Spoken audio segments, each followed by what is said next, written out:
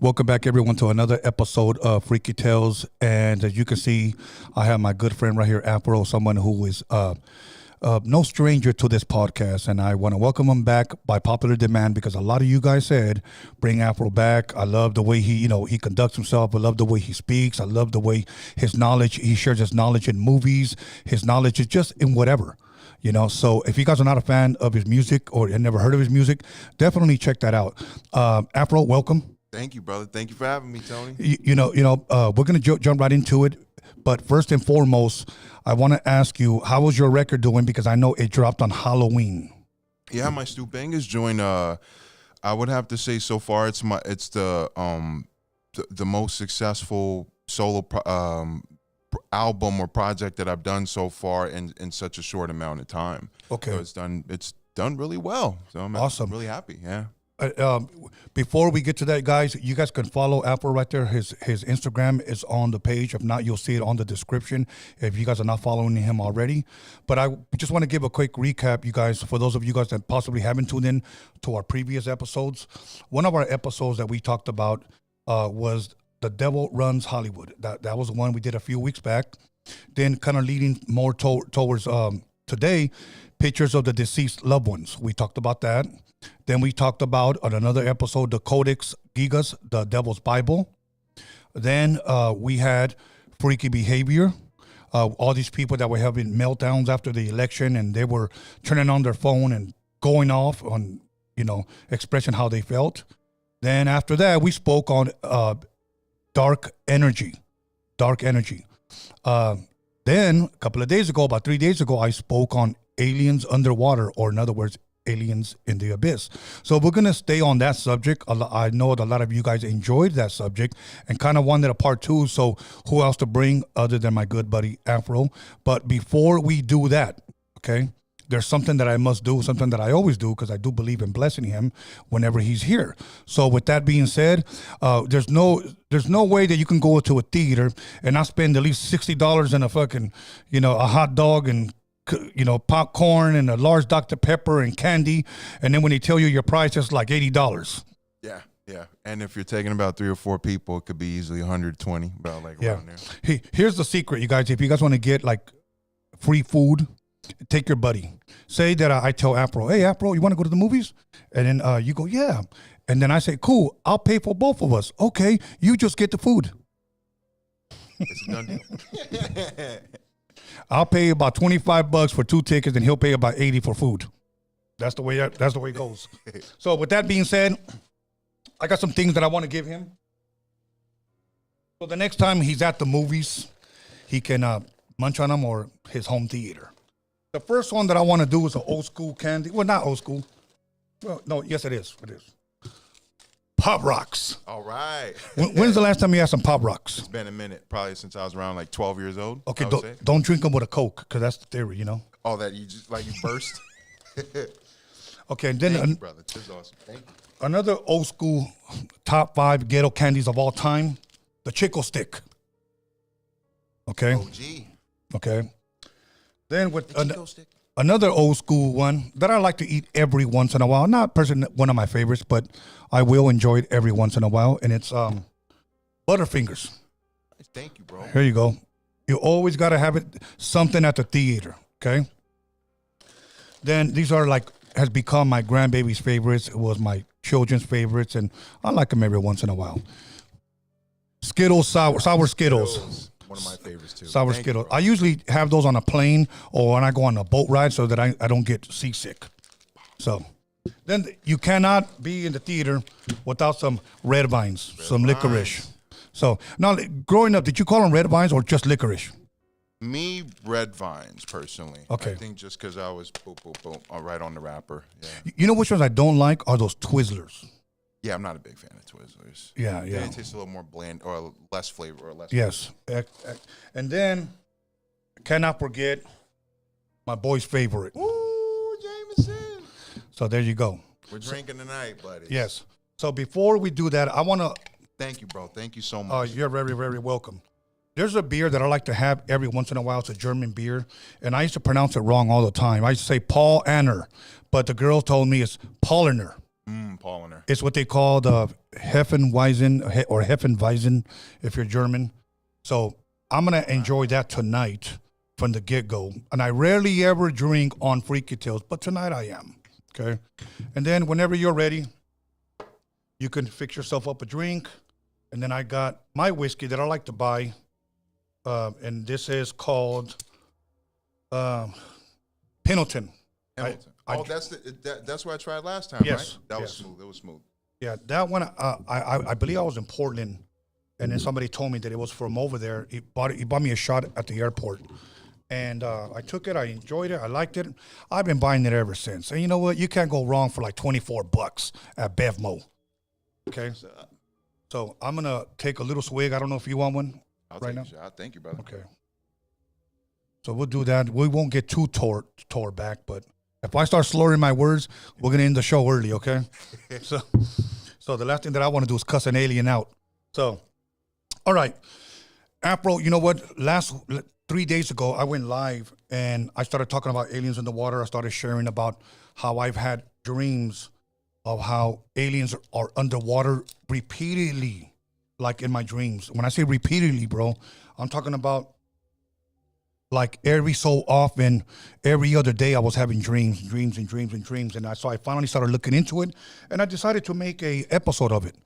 So I kind of want to continue about this. Now, let me ask you this before we jump into it. Do you believe that there is something out there, UAPs or what they call now UAPs, UFOs? Do you believe that there is something out there, whether you can prove it, explain it or not? Absolutely. I've had experiences, even as recently when I was in Santa Cruz a couple months ago. Me and two other buddies were looking up in the sky, and the more we looked, the more that we can see like ships or what looked like ships just kind of dancing around with each other. And the more we kept looking, the more that it appeared to us. And we're looking at each other. We like, we crazy? Are we on shrooms? We're like, nah, we didn't shroom today. We're not shrooming. So we're seeing this shit. Right. So I do believe that UFOs exist. Okay. Now, you know what? Since you brought that up, I think that's interesting. And the reason why, when you said shrooms, I had a guest here a while back. I hope I don't get your story wrong, so I won't say her name. But I had a woman guest here that said that when she takes shrooms, it opens up her eyes to see other things. Do you think that is true, that when a person does take some type of, would you consider that a psychedelic or like a hallucinogen or a yes. psychedelic? Yeah, absolutely. I believe it depends on the person. Okay. And the gift. I believe certain people have like a gift or a connection that other people can't see or really completely understand, but they're going through it, you know? Okay. And I feel like shrooms can either accelerate it for some people, or it's like a half and half for me. You know. Okay. I do believe that it can open up certain, I don't want to call them portals, but maybe things that you possibly wouldn't see without them, you know. So, but with that being said, my father was a huge alien, UFO, in Spanish, platillo volador, flying saucer fan. I always grew up wanting to believe that it was true. You know, I never saw any proof. We see a bunch of video. Today we have a bunch of video clips we're going to play for you guys. And I want I want to give a reaction to it. Yeah. Now, here's what we can do, Jedi. If you could bring up video number 1 as we are putting on our headphones. Oh, you know what? I forgot the other pair of headphones on the bed, so my apologies. Okay. So I'm going to give you a little bit of juice here. Let me see. Can you hear yourself? Bong, bong, bong. All yeah, good? okay. Yeah. Okay, go ahead and post up the first video and hold it there. You see the most. Okay, let's hold it. This is Joe Rogan, and I'm trying to remember who. This is a comedian that he's interviewing, and it's only like 30 seconds, guys. Try not to turn it up too loud, but at least good enough, Jedi. And I'll just play it, and then we'll give our reaction to it. Okay, so let's just go for it. You see the most recent one? There was a woman who was a model who was on a plane. Did you see that, Jamie?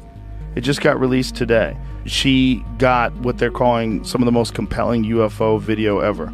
She's flying in a plane in this silver thing. They freeze framed it. It looks like a flying disc. A model saw this? A model. She's just in a plane and filming out the window. And they had seen this thing apparently, and she's trying to film it, and it shoots by the plane. Okay, did it stop?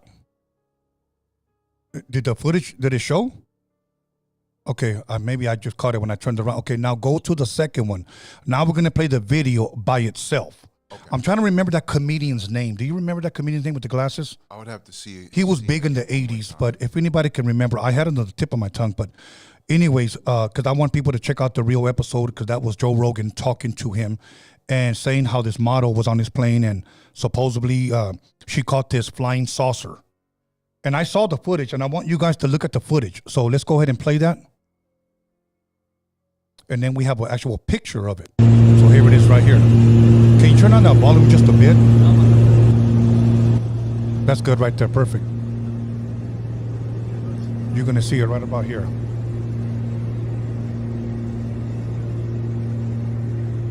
Here it comes. Okay. There it is right there. Top of the screen. Yes. Okay. Now bring up the actual picture. It's a still picture that we got of it. And there he goes right there. Now, for people that say, you know what, there's proof, it's out there. This was, I believe, this came out this year. Okay.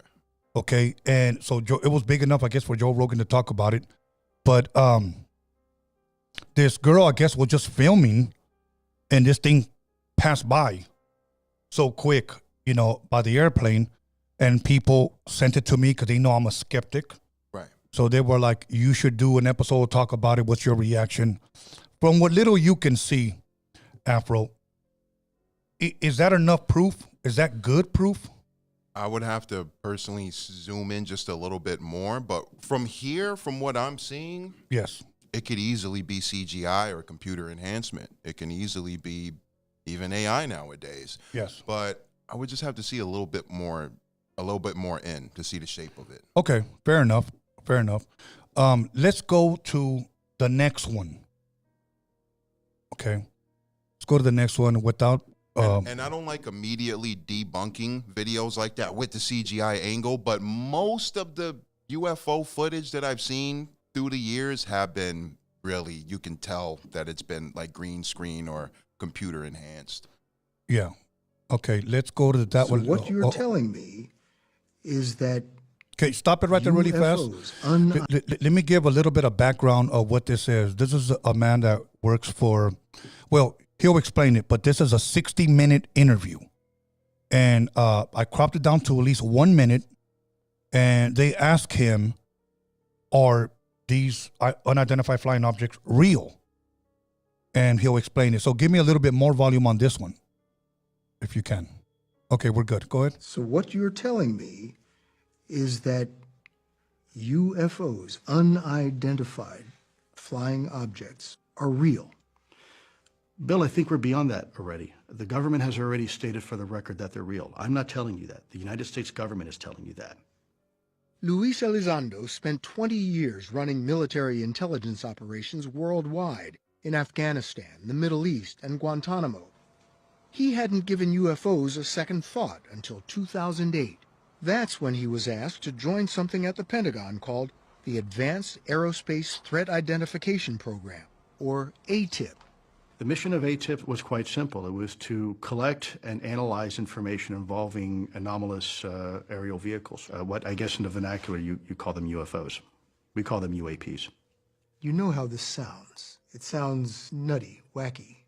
Look, Bill, I'm not telling you that it doesn't sound wacky. What I'm telling you, it's real.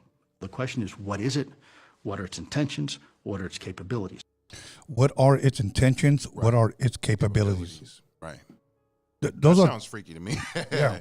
Those are three powerful questions because we don't know if they do exist. What do they want? Right. You know, what are their capabilities? You know, and let's be honest. Like, if we can ask, where do they come from? What's their origin, or where they come from, or what surroundings are they around? What planet are they on? What's their environment look like? You know? Yes, and I like what you said. The origins, like, did they have a beginning? Like, supposedly, man had a beginning in the book of Genesis. God created, man. Okay, did, like, according to the scriptures, man has an origin, has a beginning. Do they have one? Yeah, that's something I've been. The thing is, being such the movie nerdy guy, there have been so many different representations of aliens. We've had the bad guys, we've had the good ones like E.T. trying to help us, or the lost ones on our planet.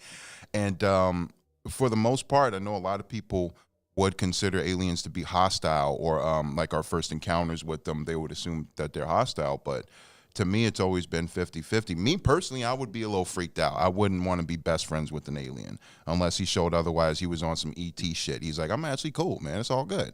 But I kind of see them more being a little bit on the hostile side. You know, I think so too. on on a takeover angle. Yeah. A couple of days ago when I went live, that was one of the things that I said. Would you want to see one, or would you want to meet one, or, I don't know if I'd want to be buddies with it because their intentions, and we've seen some alien representations too where they're like, they seem cool at first, and then they're like, no, we actually want to take over you and the planet, like with a smile, and you're like, okay, that's pretty fucked up. And that's kind of like Independence Day violence. Right. Okay, do you remember when they went to Area 51 and they had those there, and he actually spoke? Right.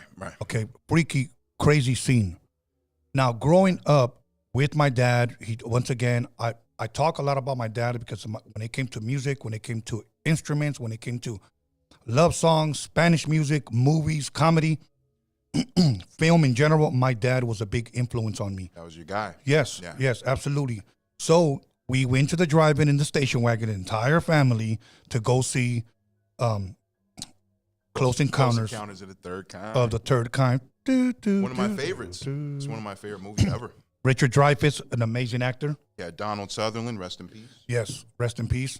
And that's the thing that, that was all I knew about aliens. And then E.T. comes out. We go to the drive-in again. There was one thing that I remember my mother said at the end of the movie. She said, whoever made this movie knows something. Because do you remember at the very end of the movie where he finally goes home and then the ship takes off and he leaves a trail? Who hasn't seen those trails? So I've seen them. My dad has seen them. And when my mom saw that, she goes, wow, whoever made this movie knows something. So those were my movies. Now we get into And I agree. Spielberg definitely knows something. Spielberg, yeah, he's one of the head honchos in the industry. Absolutely. So now we have one of my favorite movies for M. Night Shyamalan. I hope I pronounced his name right. Was Signs. Me too. That's one of my personal favorites. Signs was an awesome movie, and I will tell you what. There's two scenes on there that really, really freak me out. Number one, when he sees that alien on top of the roof. Yeah, me too. That got me as a kid. Yeah. Second, I believe it was Joaquin Phoenix when he sees the birthday party. The birthday party, bro. Party. Me too. I legit, and I'm younger for the audience tuning in. I'm 27. So when Signs came out, 2002, 2003, I was on the younger side. But when I saw the party scene and when I saw my window looking out looked exactly like the roof of the alien standing on the roof. Yes. So I would look out the window and it was the exact same angle. So that would freak me out as a kid. But Yes. I thought it was very effective because Signs was one of the first times where I saw aliens hostile to a point where it's it's not a realistic film when you break it down, but as a kid, it felt very realistic. Right. It felt like they can come under the door with their fingers, like that freaky scene where they're trying to reach under the door, like shit like that. Definitely was effective for me. Yeah. It was, and then the scene when he's finally in the living room, and then Joaquin Phoenix grabs his Carrying bat. the kid, yeah. Yeah. Dope classic movie, at least in my opinion. Any other alien movies that may come to mind for you? I know we broke down Fourth Kind, and I consider that one Alien Demonic Possession. Like Yes. both are the same kind of like group, but I would lean out with Alien Territory as well. And then, of course, the classic Alien films by Ridley Scott, and James Cameron did the second one. I love them. I love the second one mostly for the action and the awesome, About the little girl? Yeah, the one with Bill Paxton. Yeah. Yeah. That one was classic. Yeah, that's my favorite. You know what's funny? Because that was the first alien movie I saw. And I'll be honest with you, maybe I was on the late train. I didn't know that was a part 2. I didn't know until somebody said that was a good part 2. And I said, part 2? So I had to go back. It's one of the rare part 2s. Not only are they two complete different directors, but they're two great different directors. Usually when they do a sequel, it's really rushed, or they get like a not so great director to kind of do a quick job. Right. But you have a titan like James Cameron coming in and doing it for second Aliens, and you had Ridley Scott, who's a giant, doing the first one. So two different giants kind of having the same territory, but James Cameron just having a lot more fun with the action and more shoot 'em up, and definitely having his own ideas in it too. Absolutely. Great cast. Whoever casted them and got them on board, it was amazing. The thing that I loved about that, before we get back to our videos, was at the very end, I'm trying to remember the main actress's name right now. Sigourney Weaver? Sigourney Weaver. Amazing actress. At the very end, when the alien took the little girl, and she said, I'm going to get her. I'm going back. Yeah. That's what a real mother does, bro. And Sigourney Weaver is if it's not Linda Hamilton in Terminator films, I would say Sigourney Weaver is my favorite female heroine in any movie. She's that badass to me. She kicks ass. Yeah. Especially in the first two, for sure. The first two. Yes. The classic movies. So let's go to our next one. Okay, and press pause there so I can give you a little bit of background of this. Okay, this is a guy named Robert Bigelow. I'm not sure if you ever heard of him. Robert Bigelow, okay. My brother schooled me on him in 2000, whenever the pandemic broke out. 2020? 2020, I believe. He told me about him, and when they opened up after the pandemic, we drove to Vegas, and he took me to his, I don't want to call it warehouse because it's much bigger than a warehouse. And he literally has an alien painted on the side of his building. He is a billionaire, and he probably by himself has spent the most money discovering, finding out, wanting to know if there is life on other planets. Got you. Like exploring out more and going to the drawing board, trying to make the connection. Yes. So this is an interview, and you guys can look him up even more and do your own homework. His name's Robert Bigelow, and even look up his warehouse in Las Vegas where you can see the picture of the alien. We drove over there, and I actually took footage of it. So go ahead and play it. Do you believe in aliens? I'm absolutely convinced. That's all there is to it. Do you also believe that UFOs have come to Earth? There has been and is an existing presence, an ET presence. And I spent millions and millions. I probably spent more as an individual than anybody else in the United States has ever spent on this subject. Is it risky for you to say, in public that you believe in UFOs and aliens? I don't care. You don't worry that some people will say, did you hear that guy? He sounds like he's crazy. I don't care. Why not? It's not going to make a difference. It's not going to change reality of what I know. Do you imagine that in our space travels we will encounter other forms of intelligent life? You don't have to go anywhere. You can find it here. Yeah.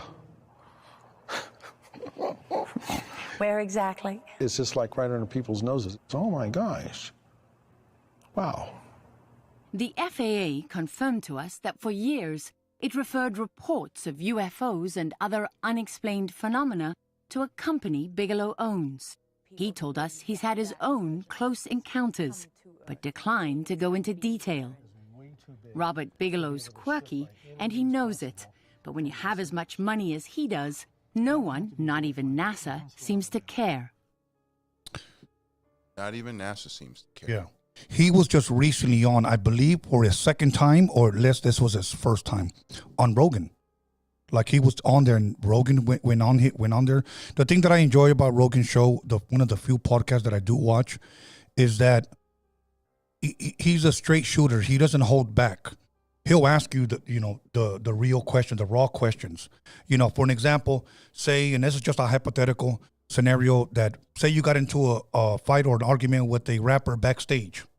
I wouldn't ask you, well, Rogan and me, when it comes to just being a straight shooter, is, so what was that stuff going on backstage? I would just say, did you fight that dude or what? Right. I would just bang, right to it.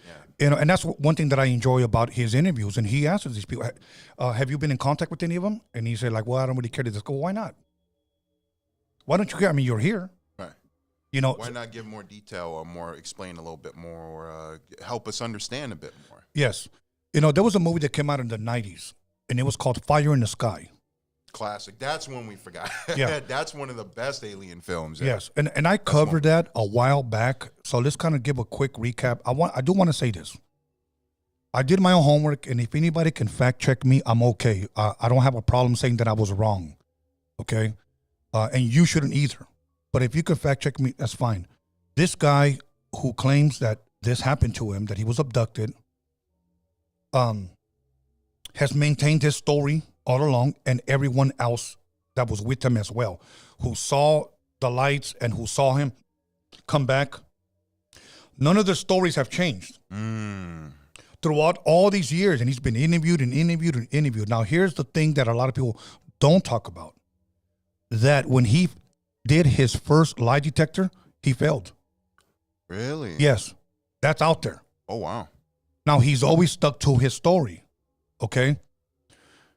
I don't know where people are at with if they're 50-50 on as far as, is he telling the truth? Is he lying or whatnot? One thing I will say, that liars will always add or take away from their story. Absolutely. Okay. And when it comes to lying, you can only lie for so long before the cracks start to slip. Like, you are going to slip at one detail, or big or small, and there's going to be someone to check you for it. They're going to be like, wait, you said this. And some people are very good at lying, but they can only lie for so long. It is eventually going to catch up. And the reason why I said that is because the truth never changes. Right.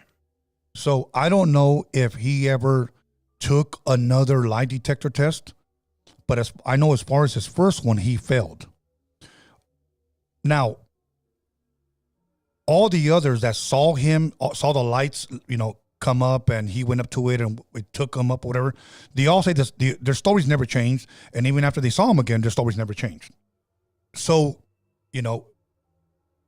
for me, the jury's still a lot on that one, but it leans more like his story never changed, so he might be telling the truth about something. I would have liked to see if he had done another second or third lying detector, and if the story was still the same and the lying detector was true on the second or third time, but the story never changed. Right. I think that would be pretty interesting. You're like, oh, that would get me to...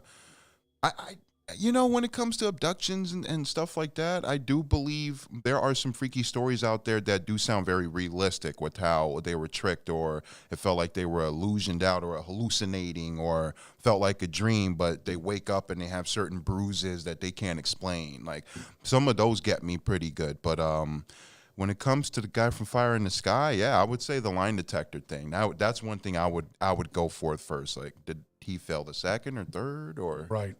And is the story still the same and everything? Yeah. Now, if you guys get a chance, go ahead and look that up. Just look up Fire in the Sky, I guess a true event or whatnot, and do your homework. It's very, very interesting. My father saw the movie, and he believed that the movie was true. Well, at least the story was true. But when he found out that he had failed the lie detector test, he more or less blamed the lie detector. I just think that he just wanted to believe so bad. Your pops. My pops, yes. Yeah, and another thing, too, is that while I do want to see what the results would be, people can fake lie detector tests as well. You Yeah. know, so there is that flip side as well. Like there are people who are like expertly trained to beat them mugs. You know, so Now, I'm going to mention a movie that I thought was kind of corny, but I didn't care. I watched it because one of my favorite producers, directors directed it, and one of my favorite actors was on there. Several favorite actors. What was it? Aliens and Cowboys? oh, Cowboys versus Aliens, Cowboys. Harrison Ford and Daniel Craig. I Yes. like that one. That one's fun. Yeah, you know what? It is cheesy. It's cheesy, but I have fun with it. Yeah, and I'm going to tell you why I thought it was kind of corny, but I still watched it, and I still own it. So that tells you that I kind of liked it, though I saw it as... It's definitely cheesy. It's Yeah. definitely cheesy. The reason why is because we've never seen... when we look at movies about cowboys, it's cowboys and Indians, cowboys and Indians, cowboys and UFOs. So that's why I was like, wow, what a mixture, you know. But I still owned it, and I enjoyed it. I like Harrison Ford, Daniel Craig. That was one that I felt like it could have been better, but it's such a wacky idea. I remember when that came out, seeing a poster, and I'm like, this is real? Cowboys versus like it was such a wacky out there idea. And then when I eventually saw it, I didn't see it in theaters, but I eventually saw it a little bit later, and yeah, I remember there was a couple things I cringed at where I'm like, that's a little cheesy, but the actors are really good, and some of the action's pretty fun. Yeah, but definitely we can admit that the cinematography was amazing. Yeah, the visuals were great. Yes, Visuals were absolutely. great. Okay, I believe we have one more. Okay, let's go with the and hold that one so I can kind of give the backdrop on that one. Okay, let's hold it right there. Okay, rewind that for a second and kind of turn it down because it kind of comes in kind of loud. Now this one, you guys, 3 days ago I had a caller that said in 1997 this UFO appeared over Mexico City. Okay, he said that's all the proof you need, Tony. Look into it. I looked into it. Okay. I wish I could have saw the other footage of what you were talking about, because he said it was this video, and then there was another video where cars were stopping and somebody was filming the people pointing up. That one's no longer available. Oh, okay. So we only have the footage of the so-called UFO. Do you think they wiped it out, or it just never existed? That one, the one where they point up to the sky. He said he believes that they wiped it out. Okay. Because it's just not a camera pointing at a UFO. It's actually people stopping and saying, look. That to me is believable. Okay. So, yeah, the one from San Diego's next, right? Okay, we'll do that. Let's play this one first. Let's play this, because this is like the main event one. That somebody said look into it. I don't know if you can see it, but you'll see it a little bit closer. Somebody zooms in. Okay. There it is right there. Right, all right. Now, I'll show it to you a little bit later on, but it looks like it's going like this, like, and that's the only thing that's throwing me off. Like teeter-tottering. Yes, almost like a balloon or something. I don't think it's Like a blimp or... Yes, turn it down a little bit, bro. Okay, there you go. See, I see it teeter-totter, like just like you said. It looks kind of blimpy to me a little bit. Like it could be like an advertisement balloon. Yeah. Let's see. I don't want to debunk it immediately, though. No, exactly. But if somebody were to ask me, Tony, what do you think? I'm just giving my reaction. Right. I don't know if it's true or not, but I just thought the teeter-tottering just kind of threw me off, guys. Okay, we can end it right there. The thing is that we had a caller, and he told me you should look into it. So, caller, if you are watching, honestly, call in. We played it. We looked into it. You guys can Google this yourself. Mexico City, 1997. Just look it up, UFO, Mexico City, 1997. And that's what I looked up. Again, just like you said, I don't want to discredit it right away. I'm not trying to debunk it. But if you're asking me for my reaction, I just thought that was the first one where I ever saw something teeter-tottering. Yeah. Okay. And then from my initial first viewing, I would say it does look a little bit blimpy to me. I know there's like a little tiny point at the top of it, but it does look kind of blimpy. It does look like a blimp. But that's just my like very first viewing or first reaction. This is where we need a little bit more, like the one where the people were pointing at. That would have been also great footage. And this is 1997. I believe we had better camcorders than that. Yeah. You always got to think about that. So when somebody sends me a video today or a picture today, and it's kind of grainy and blurry. I'm like, bro, we have 4K cameras. Unfortunately, most of the UFO footage that we get to see are grainy and blurry, and that's one of the first things I would always ask, because we're in 2024 and we're able to have 4K and even 8K now, and we have telescopes that can zoom all the way into the moon, and like, so we have a lot of technology that's really up to date. So I rarely see a UFO footage where bam. Right, or I'll tell you what I hate. We're about to play one where part of it is like this. Okay, imagine I'm recording something, guys. I'm recording you, okay? And say I'm recording a fight. Somebody's getting into a fist fight. There's no reason for me to like shake the camera in 100. There's no reason for me when you could just do this. Okay? So this next one has a little bit of that, and then obviously somebody might have told me, hey, just stop. So let's play the next one. This one, I believe it was this year. I want to say September, October. And this was in San Diego. Okay. And you can hear the people talk. Somebody actually even says, I think it's an angel. But, yeah, but I think, go ahead and... And nobody's saying shit. Those are the angels.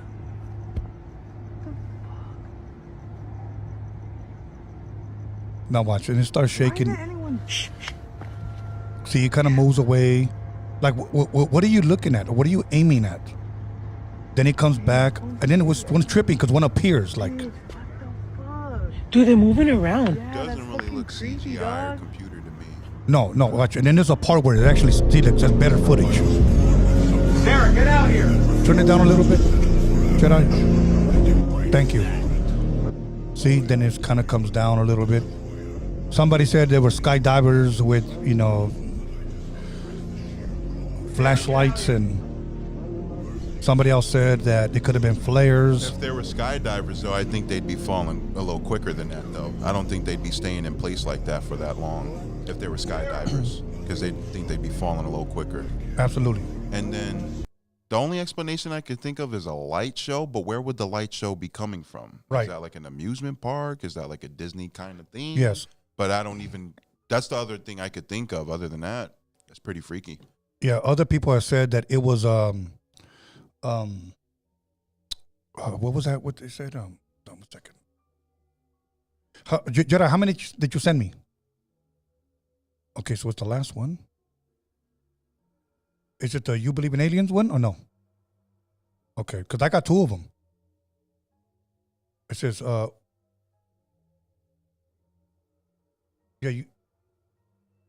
what do you prefer to say? Okay. All right, just really quick.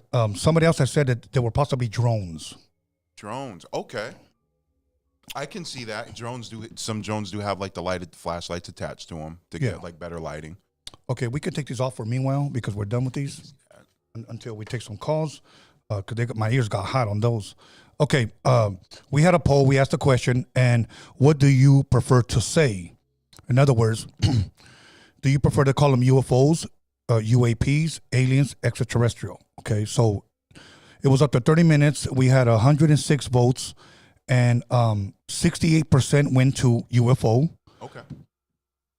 5% went to UAPs, because that's like the new word that's been trending. 23% said aliens, and 5% said extraterrestrials. Okay, or in other words, ET. ET. ET phone home. I don't know who's going to pay that phone bill, but okay. So now, we got to see a couple of videos. Is that overwhelming evidence from what you can see? No, honestly, in my opinion, we got to get a little bit more closer up, and we got to actually be able to debunk, because nowadays it's so easy to fake videos and technology now. Mm-hmm. And this is coming from a believer. This is coming from somebody who does believe in UFOs and aliens. But with the footage, we got to come up with better footage. We got to come up with with proof. We do. Yeah, there are a lot of very scary accounts that people have gone through since, I don't know, the early 1900s or 1910s, 1920s that do sound pretty realistic to me, that sound pretty on the nose. But as far as the actual footage goes, I feel like we need some better proof. You know what, Afro, I do want to say this because I'm a big history buff, okay? I've gone to a lot of exhibits where they've brought over like Egyptian artifacts. You know, I've seen real life mummies. I've seen fragments of the Dead Sea Scrolls that they were allowed to bring here. They bring a lot of them to the Natural History Museum, which I love, one of my favorite places to go. And then right next to it is the Science Center, one of my favorite places to go. And after I go eat lunch right there in the Rose Garden, one of my favorite places to go. I love roses. Yes, I'm a man, but I love that beautiful creation that God created. I love roses, okay? So now I've seen the ruins of Pompeii, a lot of the fragments that they brought over from Pompeii. But one thing that I do want to see in person, but I only see on the internet or when you Google it, is when they do like Egyptian hieroglyphic or the cartouches where they're pointing up and there's a UFO. Oh, okay. You know, like we've seen those online, we've seen those on TV, but I really want to see if those are real. Because I have seen some on TV, some seem on the internet that do look like, okay, they might have seen something, but is it real? Do you have a hunch of where they would possibly be? Do you think they're in the pyramids? Do you think they're just scattered around? You know what? I don't know. And that's one thing that I should have asked my sisters. And I'll tell you why. Because I have 4 sisters. 3 of them went to Egypt twice. Now, the reason why I bring them up, because they're always asking me to go to Europe with them. They've been to Europe maybe 5, 6, 7 times. They love Europe. They've been all over Europe, the Colosseum, everything, okay? They're always asking me. I've never been a fan. I was a fan of Europe when the what was it called? The British invasion was coming in the 80s. You know what I'm saying? I always wanted to go back then. Duran, Flock of Seagulls, you know. You know, that generation.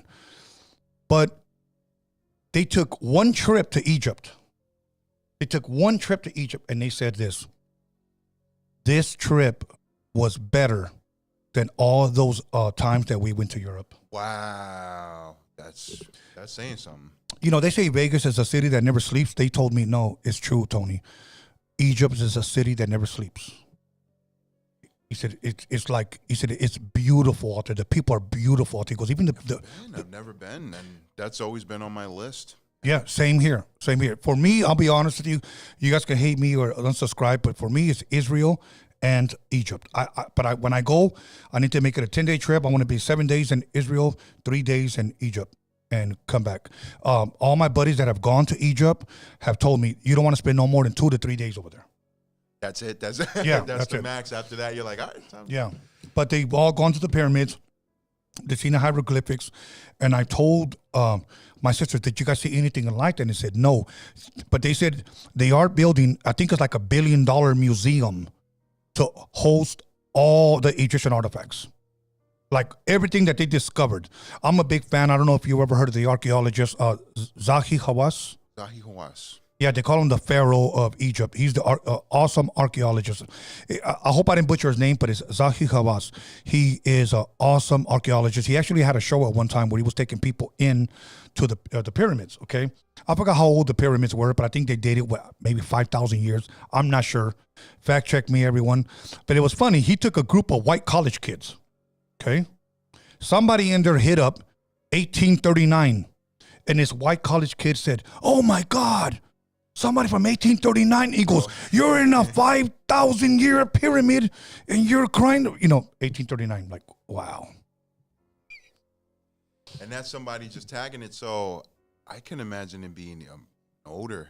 Even I don't know exactly what year they started being constructed. Yes, but I can. And do you know the theory that a lot of people say extraterrestrials actually helped the people build the pyramid? You know what? And I had a picture that I was going to bring up, but I didn't email it in time. But yes, they do say that. Now, if you watch the movie with Russell Crowe, which I didn't really enjoy, he did Noah. Oh, I hated Noah. The movie. I hated the movie. Yes. Because you had the rock monsters talking, like the big rock monsters. Like we were.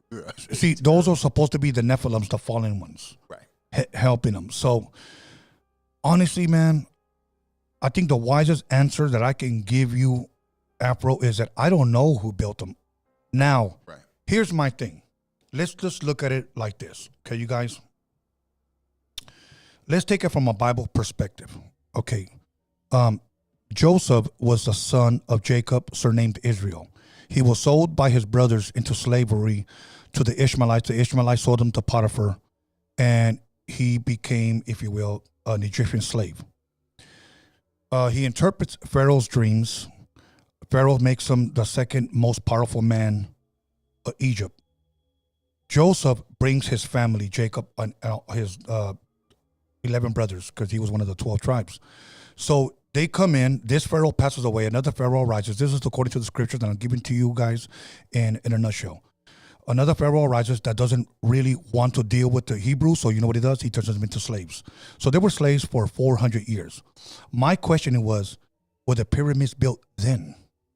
And the reason why I ask is because somebody asked this archaeologist, Zahi Hawass, who built the pyramids, did the Hebrews help? And he said, no, it was just the Egyptians.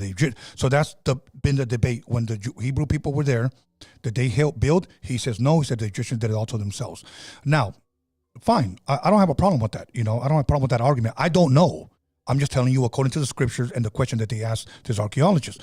So my thing is this, it's not who built them, it's how they built them. How they were built. I agree. Yes. So. Yeah, and every time I touching back on the slave thing too, every time I see a depiction of a hieroglyphic or a man helping build the pyramid, whenever they try to paint a depiction of Would you like another one? It always feels like it's a servant. Uh-huh. It looks like it's a servant that's moving a lot of the bricks. Yes. That's the vibe that I would always get whenever they would depict that image of a man helping build the pyramid. Well, would you like another shot? Absolutely. Okay, Thank cool. you, bro. So, yeah, man. So my question is not who built them, it's how they built them. So, again, a lot of people have said, oh, here's another one that I really, really enjoy. One of my favorites. Some people may find it corny. I don't mind. Stargate.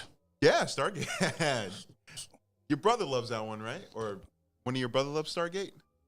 Yeah. Kurt Russell was dope in that movie. That's my guy, Kurt Russell. That's my dude. Yeah, man. But if you guys have not seen, Stargate, I'm not talking about the HBO special, whatever Right, that yeah, is. the movie. The movie. I want to say 1993 or 4, Yes, around yes. there. And same director as Independence Day. Ronald Emmerich, I believe, or Roald Emmerich. Same director as Independence Day. Great movie. And that one guy, the guy that interprets the cartouche, remember that white guy with the glasses? He was in was it 16 Candles? I think he was in 16 Candles. He's an 80s actor. Anthony Michael Hall? No. He's the white guy. Judd Nelson? No, not Judd Nelson. Judd Nelson. Judd Nelson is mostly known. Breakfast Club. Breakfast Club, yes. 16 Candles. I got to remember the guy, but I remember Kurt Russell. I remember Jay Davidson, the dude from the person from Crying Game is in Stargate. I remember that, but Kurt Russell's my guy, so I just remember being excited as a kid. I have a lot of nostalgic memories with Stargate. Yeah. Okay. But so now before we open up the phone calls, we got about 2 minutes before we open up the phone calls. Don't shoot the messenger. Okay, cool. Enrique Ledesma, we'll get to that one right now, I promise you, okay? Because I just took clippings that I thought would fit tonight's show. So the guy that you mentioned, we'll get to right now. But you know what? My thing is this. Once again, where I'm at with this whole alien UFO, platillo volador, in other words, flying saucers, I want to believe, bro. I want to believe. I want to believe in Bigfoot. And once again, my brother, most of you guys know him by the Spy Smuggler. He used to be on this show. He's a huge believer on this. And my thing was like, we used to argue because I'm like, Ruben, just show me proof. There's enough proof. Here's what I don't like what you guys do, okay? Don't try to convince somebody of something, and then when they ask you respectfully, show me. You know what their favorite answer is? Google it. Can you imagine telling a judge, Your Honor, he didn't do it. Well, show me proof. Google it. Throw his ass in contempt right now. Bailiff. Yeah. It's like, don't do that. Don't do that. For me, when it comes to proof and just personal belief, I do personally believe that there are UFOs and extraterrestrials. Yes. I've seen what I consider to be proof, and I don't stamp it as 100% exact proof. It's like there's part of me that's still skeptical. That's like, am I really seeing what I think I am? But I know my gut is telling me you're seeing something that's not regular. You're seeing something that's hard to explain. Yes. And when it comes to people's personal accounts, I I like hearing them out and seeing, hey, where was your mind at? Where was your mind at while you were going through that? Like what was so you know, what did you see? What are the images that you can describe the best, you know, or what in your head? And it's very, proof is very hard, especially when it comes to the supernatural. But I am a big stronger in believer in the supernatural because I've had accounts happen to me, you know, whether it's spirits, whether it's other phenomena. I like to bunch them all kind of in the same group, like aliens and spirits, because it's stuff that's hard to prove. Absolutely. You know? And I would say a lot of it comes from personal attacks or personal accounts from people. You know, and let me say this to our listeners right now, with all due respect, we're not trying to convince you guys that there are aliens, okay? Right. Or that they're not. It's just like... Right. We're just having a conversation, and my thing is this, that like, if I'm still a skeptic, how am I going to try to convince you? All I'm trying to do is just show you what's out there. We're having a conversation, and this conversation, you know, let's be honest, has been going on for decades. Absolutely. Absolutely. And honestly, I can still see it happening for at least another 2 decades or another. Yeah, yes. So, you know, it's always going to be a hot topic when somebody says, you know what, I seen this, I experienced this, I heard this, I saw this, I get it. So in no way, shape, or form are we trying to convince anybody that this does exist. My thing is, do your own research. I know. Look, at a lot of you guys are convinced that this is real. We're not trying to take that away from you either. You know, so just please understand that. So let's go ahead and before we, you know what? We do have a new movie. Can we bring up the last picture, Jedi? The last picture that I emailed it. This is a bug out. Yeah, and I thought it was pretty interesting because there you go. You want to touch on that? I know you. So Tom Cruise is making a new movie called Deeper, and he plays a disgraced astronaut that wants to get down to the bottom of the deep sea, the Mariana Trench, to find out the horrific undiscovered natures of the deep sea. Now that sounds crazy to me. That sounds like some predictive programming. That sounds like they're going to put some shit into this movie that just might be true, but it might be disguised as entertainment for a lot of people to just fly over their heads. This is the perfect movie to hide shit that's really happening into plain sight in a film. In my opinion, I really think this is I like that you said in plain sight. And to get arguably the biggest movie star of all time, Tom Cruise, arguably the biggest name in Hollywood, to lead that, to me, is pretty sketchy. It's sketchy to me. Not only am I a fan of all of his 80s movies, but I will be honest with you, I really enjoy several, not all, but several of his Mission Impossible movies. Me too, yeah. I think he's one of the most talented, not only actors, but stuntmen. I think he's a phenomenal stuntman. A lot of, like, he does shit I would never do. Yeah, you know, and I do want to mention one movie that you guys may want to watch if you guys got 2 hours to burn, okay? And I'm being serious when I say that, okay? I do believe they put a lot of truth in this movie. I didn't really enjoy it. I went to go see it. I saw some of the truth that they put into it, but I just overall didn't enjoy it, and I hated the way it ended. Eyes Wide Shut. Okay, yeah. Eyes Wide Shut. Stanley Kubrick, I want to say they killed him a couple weeks or a couple days before the premiere.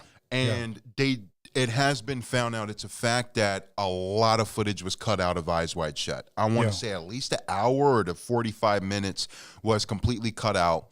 And it is a secret society film. I do believe a lot of it's straight up telling you what the hell is happening, what they do. And Stanley, I believe he made it with the intention of showing the people how Hollywood gets down, or just how the elites get down. And then he dies before it. Literally. And he dies. He doesn't get to see his finished product before he dies.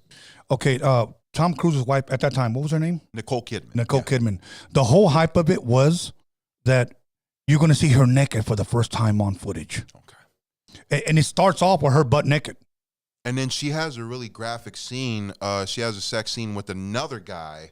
And Stanley Kubrick wanted to torture Tom Cruise. He said, I want your character to lose his mind. I want you to lose your mind. So Nicole Kidman's going to get it on with this other guy. It's going to be a closed set. It's going to be me, you, your wife, this other guy. And we're going to have 2 other camera people, and that's it. You're not invited. And it worked. I mean, they divorced like probably a year or 2 after, or like something like that. Yeah. They split.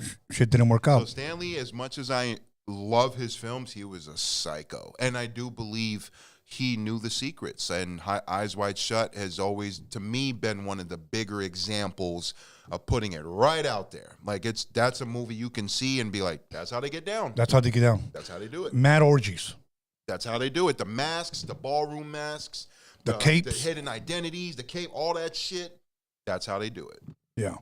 A fan asked, can you ask Afro if it has any connection to Scientology, since Tom Cruise is a member and Scientology made a sci-fi movie with Scientology member John Travolta? Oh, well, Battlefield Earth. One of his worst movies of all time. Yes. That movie's horrible. But Yes. Deeper, from what I understand, this new Tom Cruise film has no direct Scientology involvement, from what I understand. I think this is just a really creepy project to tackle, and it feels random to me, because me and Tony were talking about the deep sea recently. Yes. And literally, as we're talking about it, this movie's announced. Like, Tom Cruise is playing a disgraced astronaut who wants to uncover the unexplored, terrifying natures of the deep sea. That sounds way too sketchy Now, to me. once They again, know what's up. They know what's up. Once again, as far as what I've read online, and you guys can look it up too, we as a people have only discovered 10% of the ocean. So 90% of the ocean has not been discovered. So what they're saying is that we know more about outer space, more about the moon, than we actually know about the sea. Than the oceans that we live right next to. Then we can literally jump into these oceans and swim and take boats and take submarines. But it's easier for us to jump in the ocean than us to jump into space.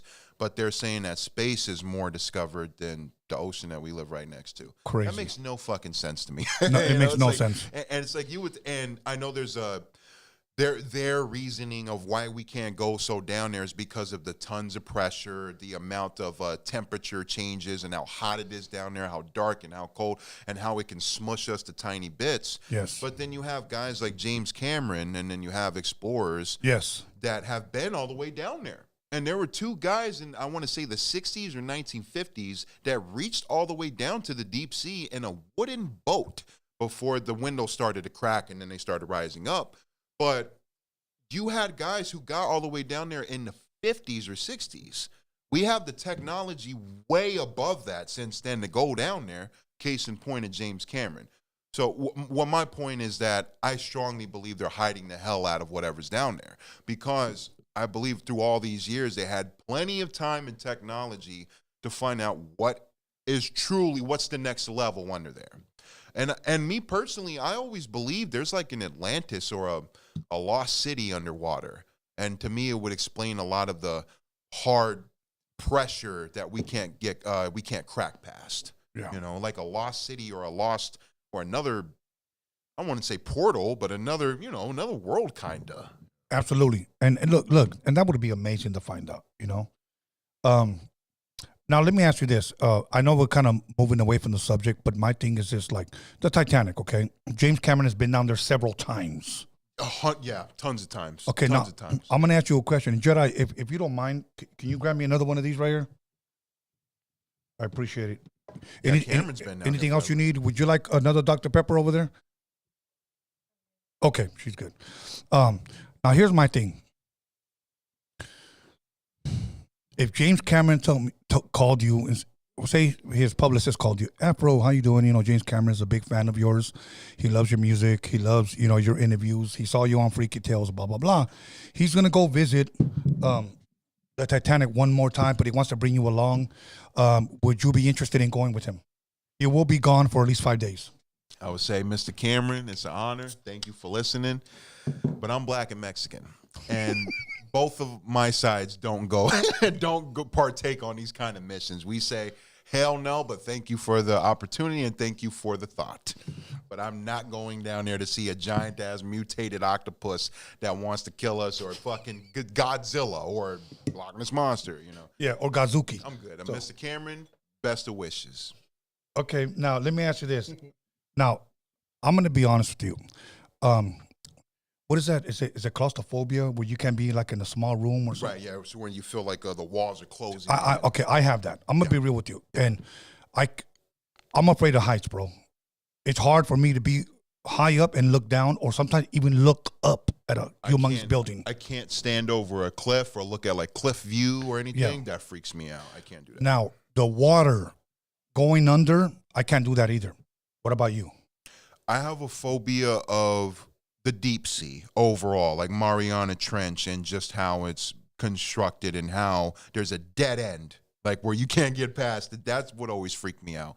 And the ocean, I can't swim in it still to this day, because I always feel like if there's 10% undiscovered, that means we haven't discovered shit. So that means that in my wacky movie mind, that Godzilla can pop out of this fucking water at any moment.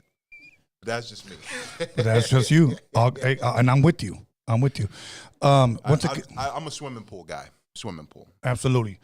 Jedi, can you go ahead and put up the number? We're going to go ahead and start taking calls. So right now, if you want to get your call in, or you know what? Let me read the next one before you put up the number. Okay.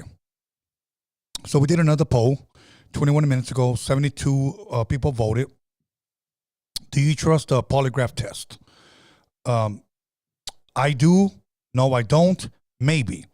I do received 17%. Okay. No, I don't received 62%. Wow. Okay. Maybe 21%. Maybe more than I do. I do with 17%, maybe with 21%. Okay, cool. And I can feel that too from the audience, because there have been experts that have been known to beat polygraph. Yes, it's true. And they know how to do it. It's like a specific like lock-in mental zone that's sick that they can just tap into, and they're like, I'm beating this. So there have been accounts of that for sure. I can feel you guys on that. Absolutely. So go ahead and put up the number. Let's take these phone calls, guys. Let's have a good time. You guys want to call in and chime in on the topic, or just share your freaky story and let us know what you guys think. You know what? The next, do you have a poll up right now? Okay, ask them if they are enjoying the show. Okay. By the way, okay, here we go. Okay, okay. Caller 209, call back, please. Caller, redial, call back. Here we go. Caller, your name and where are you calling from? Rick, Stockton. Rick from Stockton? Yeah. Well, Rick from Stockton, how you doing tonight? Pretty good, man. Tuning in. Really excited you have this guest. I believe he was on your show before, right? Yes, several times. Afro's one of my personal favorite guests. I like that. He knows a lot about movies. Absolutely. Not many people out there like that. Thank you, bro. I'm a super nerd. I'm just a big giant nerd. Honestly, this movies. I'm a MC. I'm a hip hop guy, but movies and hip hop are always right there. Like, you know. You know what's crazy, bro? I was about to tell you that you have the underground hip hop rap voice like Hieroglyphics, Wu-Tang Clan, Planet Asia. Oh, thank you. I love those voice, guys. like to rap like that. Has anybody ever told you that? Yeah, that means a lot. Those are my guys that I grew up listening to. So thank you, bro. I love those old guys. School underground. The Taggers, the guys that spray paint back in the 90s would always listen to that. Yeah. But yeah, like I'm the one that told Tony the last time about the UFO. The videos, that one, he had to get that one off YouTube, because that one on YouTube, they muted the people talking, because there's Mexican guys talking in Mexico. Okay. The ones that you can find better info on that video is on TikTok. There's an actual expert analyzing this video, like a guy that does Hollywood effects. Okay. And I would like for Tony to go on TikTok and put the same thing, the UFO Mexico City 1997, and TikTok. There's better video, and then there's the actual video where they're talking. And wow, okay. What's amazing, because I'm not sure if it was you or somebody said it was a blimp. This was 1997. Yeah, we were saying it was a blimp There's no type. way they could have. Oh, okay. And this was 1997, like I said in the other call, and it's not. It could have been really hard to be fake. You know what I'm saying? The only thing they had back then was probably Windows Media Movie Editor, which was like super fake. You could tell. So I would say you guys would check that out on TikTok. There's better videos on that one. Yeah. And I have a question for you guys. I know the topic's about aliens and we're fascinated by other life forms, but I think the most mysterious life form on Earth is humans. Because if you really think about it, we're the perfect creations. If you were to make us from scratch, were you gonna know that your blood needs to regulate your sugar, and then you need to create a pancreas so it can make insulin, and then you're not even know what insulin is, and you need oxygen, and if there's too much, there's too much carbon dioxide from the planet, then you're gonna die, and then you need eyes to see. You know what I'm saying? Like whoever, like I believe in God. Intelligent design, absolutely, we do believe that. And I think the biggest mystery is us. How are we so perfect? How everything's so perfect? Like the sun goes away. I know in Alaska it goes 30 days, but every day it comes out. Everything was designed to work a certain way. Like if you want to grow a tree, you need to put water. You can't grow it with soda or peroxide. You know what I'm saying? And then a woman gives birth to a child not because she learns to, it's because she's a woman. A bird flies because it's a bird. No, a bird doesn't learn to fly. A bird flies because it's a bird. So I think we're the biggest mystery here, and I want to hear your guys' thoughts on that. How we're the perfect creations, and what do you guys think about that? And another thing too, why do you guys think they call human beings human beings?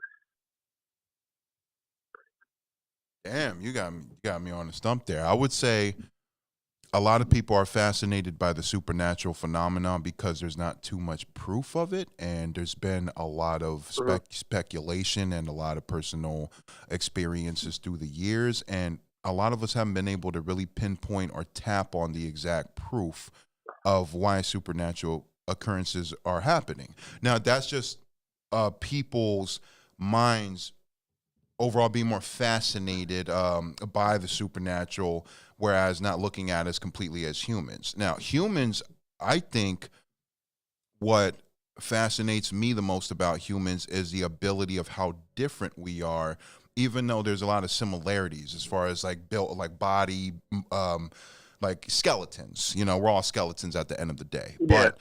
But I do believe a lot. What makes us so unique and so fascinating is how different we are, is how the personalities are different, our tastes, what we like, what we rock with, what we don't like with, and even the things we can agree on. So I do believe humans are definitely super fascinating. Me personally, as a kid, I was always questioning myself about the supernatural because I didn't have too much explanation of what was going on, but I can feel some shit happening, or I didn't, whether it's like UFO activity, whether it's spirits. I always had experiences where I'm always constantly thinking to myself, what the hell is happening? What is this? So as much as, and I study true crime as well. I study a psychologist and true crime and why the human brain operates, why certain brains operate with malice or with violence or the environments they grew up off of, all that stuff. So I do study human brains, but me personally, I just always migrated towards how does the supernatural work, and but that's just me. I do 100% agree that humans, people should take the time more to study brains and to study how we think and to study how we work. Yes. Interesting. Absolutely. You know what, man? Tony, what do you think? Well, you know what? If I tell you what I think, we'll be here another 30 minutes, but I'm going to give it to you in a nutshell, okay? Yeah. Every human being, first of all, I do believe in intelligent design, so if you ask me if I believe in God, yes, I do. I do believe in God, okay? Every person has their own fingerprint. There's no two fingerprints the same. Okay, think about that. Every person has their own iris. Every person has even their own tongue print, okay? We're all unique. We're all different. We're all special, bro. The beautiful thing is that, in my opinion, I believe we have free will. Okay. I believe many of us have been blessed with gifts. Some people call them talents. It's how we use them what makes us unique. Some people, can use their gifts to bless people, lead people, educate people, and some people use those same gifts to pervert people and manipulate people as well. Okay, and I do believe, and I'm just going to throw this in there, I believe one day we'll be judged by that. Okay, but with that being said, man, Tony, can I say one thing? Yes. So you answered the question. you answered the question 100%. Because I said, what are human beings? Why are we human beings? We are human beings because every human is their own being. So you're right. Everybody's unique, right? Everybody has their own iris. Everybody has their own fingerprint. And they don't say this on the internet or nothing. This is my own belief that is the reason why they created a human being, because every human is going to be their own being. But thanks for answering the question, guys. And this show's amazing, and I'll continue to tune in. Thank you, my brother. Peace. You have a blessed night. Thank you for tuning in, bro. Yes, sir. Okay, let's go ahead. The phone lines are open. Let's take a couple of more phone calls. Let's go. A lot of you guys, I want people to call in that have never called in before, because a lot of people get mad at me, say, Tony, you always take the same callers. I don't tell them to call in. I just say call. You know, I don't say Geeky from this Candido, call in again, and all these. But much love to them. Okay. The lines are open. Here we go. Caller, your name, or where are you calling from? Yeah, what's up, man? This is Ed calling out of the 530. So before I get to my story, I'm going to try to keep it timely, but I figured I'd ask you guys first, and then you guys could answer after my story. Yeah. I'll try to keep it brief, and then I'll after my question, then I'll like I said, I'll tell the story. But where's the 530? So the question was, it's like it's near Sacramento. It's upstate. Oh, good. Upstate, Yuba City, Chico, and all that. But it's crazy because initially I'm from the 805, bro, and then I go out there pretty often, and but the question I had to you guys, like I said, it'll give you time to think of an answer. It'll give you time to think of an answer, but if you guys have ever seen a UFO yourselves, and if you guys haven't, if you guys have a like somewhat of a story of somebody that could describe what they saw. And how their experience and how the UFO looked, because and that's the question for you guys to marinate.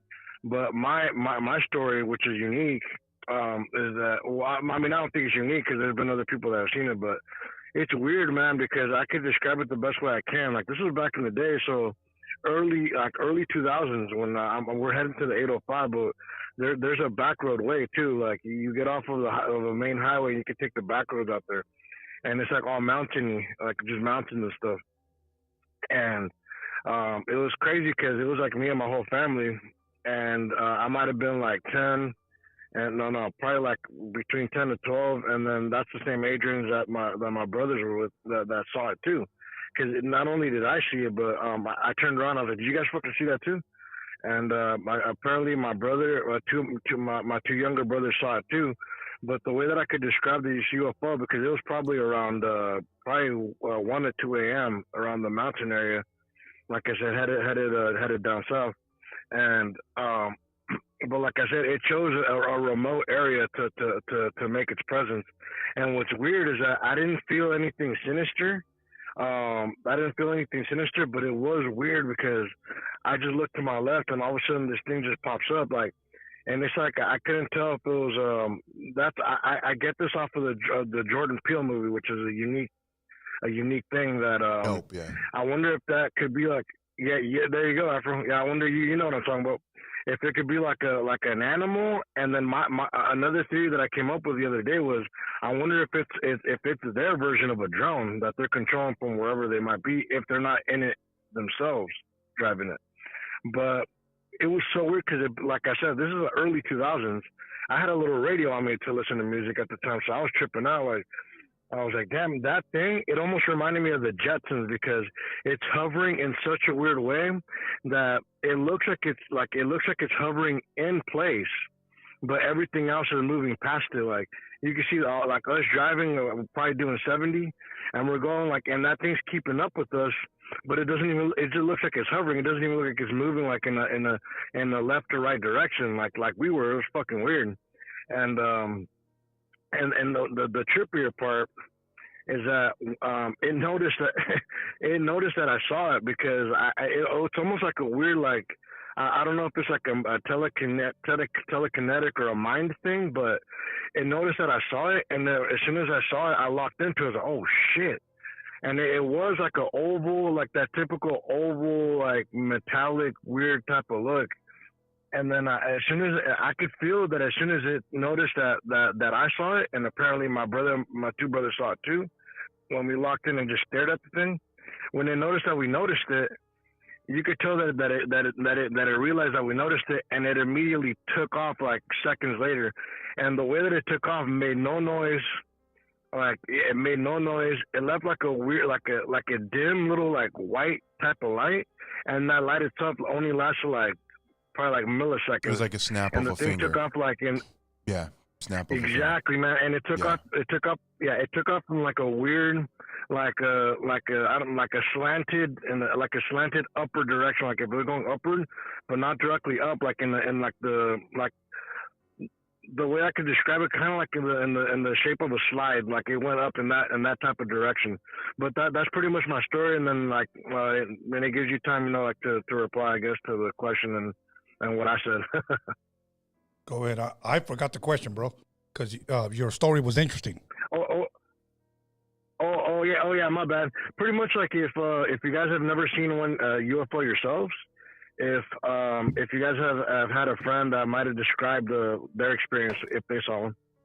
I strongly believe that I have had a couple UFO experiences, and like I said, I was telling Tony earlier in the video that I was in Santa Cruz a couple months ago, and I was with 3 buddies. And usually we do a couple shrooms here and there, but tonight we were on tour, and this was after a show where we all felt a little bit tired, and we're on the beach. We're at an Airbnb on the beach, so we're looking at the sand, and where we are is all open sky. You see nothing but stars and open sky. You can even see out into space, and it's 3 a.m. It's about 2:52 in the morning. And the more me and my boys are looking in the sky, we start looking at each other like, yo, are you bugging? And I'm like, I'm not bugging, because do you see that? And we all saw the same shit. So what initially was first a single UFO, the more we kept looking, the more they kept appearing. And the more we'd see them actually kind of hanging out. It was like they were laser tagging or some shit. Like they were just being boys in the sky. And we're like, okay, it's not satellites, because satellites move slower. This is moving a little bit faster. It's not a plane. So we're trying to just debunk everything. And we're even trying to see if we're just bugging. We're like, yo, maybe we're just bugging. Maybe we're just tired of shit. But the more we kept looking collectively, all 3 of us boys, the more we can all see the same shit. And we're like, yo, I see that one swinging and dancing around. I'm like, I do too. That's crazy. We're literally like finishing each other's sentences. So I personally strongly believe that I feel I've seen UFOs a couple times through my years. Now, I can understand when people say that they haven't, but my personal experience is yes, I feel I have. When it comes to me, I'll make this quick. I can never say that I witnessed anything. I can always just tell you stories that my father told me, but see, as a kid, my father would always tell me that this was a trail that a UFO left. Today we call chemtrails. That's what I was thinking of when you were talking about trails earlier. So that's the only similar, yeah, that's the only thing that I can tell you, bro. So like, if you guys watch the end of E.T., when the UFO takes off, it leaves a trail. Yeah. So my dad was like, mira un platillo volador. And I was, oh, look, a UFO. Like, he left a chemtrail. That was a cool detail. Your mom's caught up too, right? Yes. Your mom's was like, yo, they know something. Yeah, because she learned that from my dad. That's you know. So that's the only thing I can say, bro. So my thing, I'm a skeptic, but I'm not trying to like debunk, tell people it's fake. I'm not trying to do that. My thing is, and I'll say it again, Afro, I want to believe. Right. It just hasn't personally happened for you. That experience. Yeah, absolutely. Caller, we reached the 8-minute mark. We were trying to keep it under 5 minutes, but I appreciate you calling in, bro. Okay. Yeah, I'll just say one last thing really quick. Yes. That here's the trippy thing about these UFOs, man, that I wonder why they present themselves to certain people and not other people, like maybe a president or whatever. And here's the weird thing. If they felt threatened or if they didn't feel threatened, why would they even make their presence be known in the first place? Unless it's like a government thing or whatever. Right. There you guys go. But you guys have a good night, man. All right, brother. I believe, real quick before you go, I believe certain people just have gifts. I believe certain people, and it can happen to somebody later in their life, early in their life, in the middle. I believe it just happened. Yeah. Callers, the line is open if you guys want to call in and ask a question. Here we go. Caller, your name and where you calling from. And if I'm psychic and clairvoyant, I'm going to say it is Marvelous Inc. You got that damn right, homie. And hey, this is my first time. No, I actually called in before, I think, on Freaky Tales. Yes. Did I? Yes. Or no? Marvelous. I want to introduce you to Afro. Yes. Yo, Marv, I be watching, bro. Good to meet you, bro.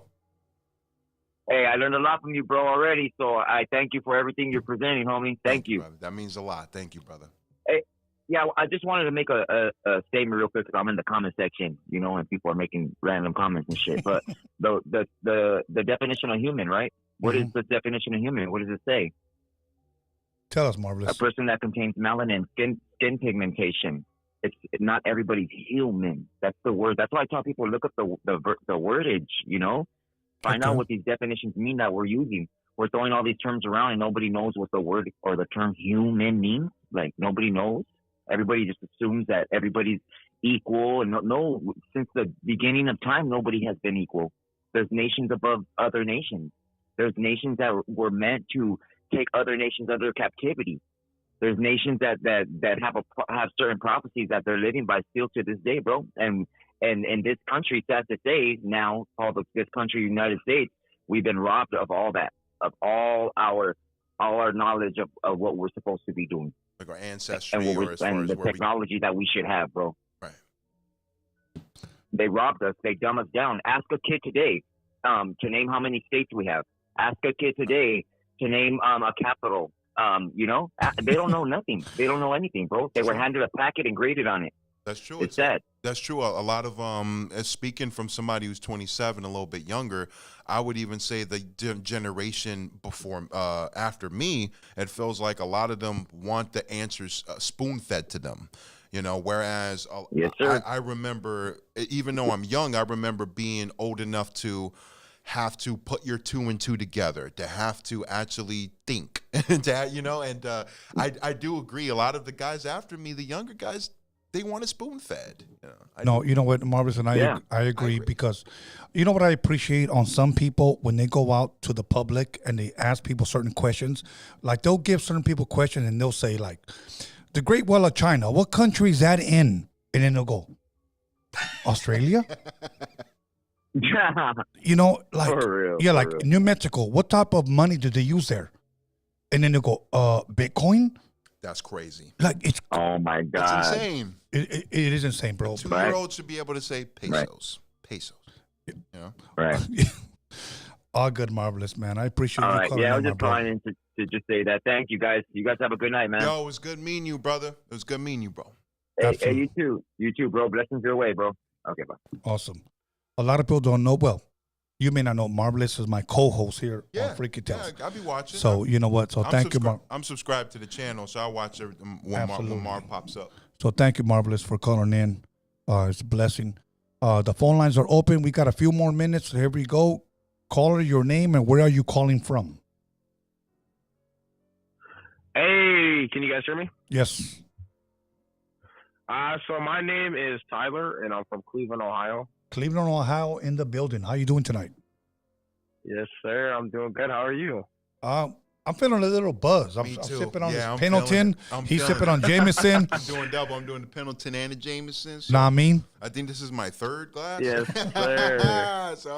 Hey, I'm drinking a little bit too. I'll feel you guys.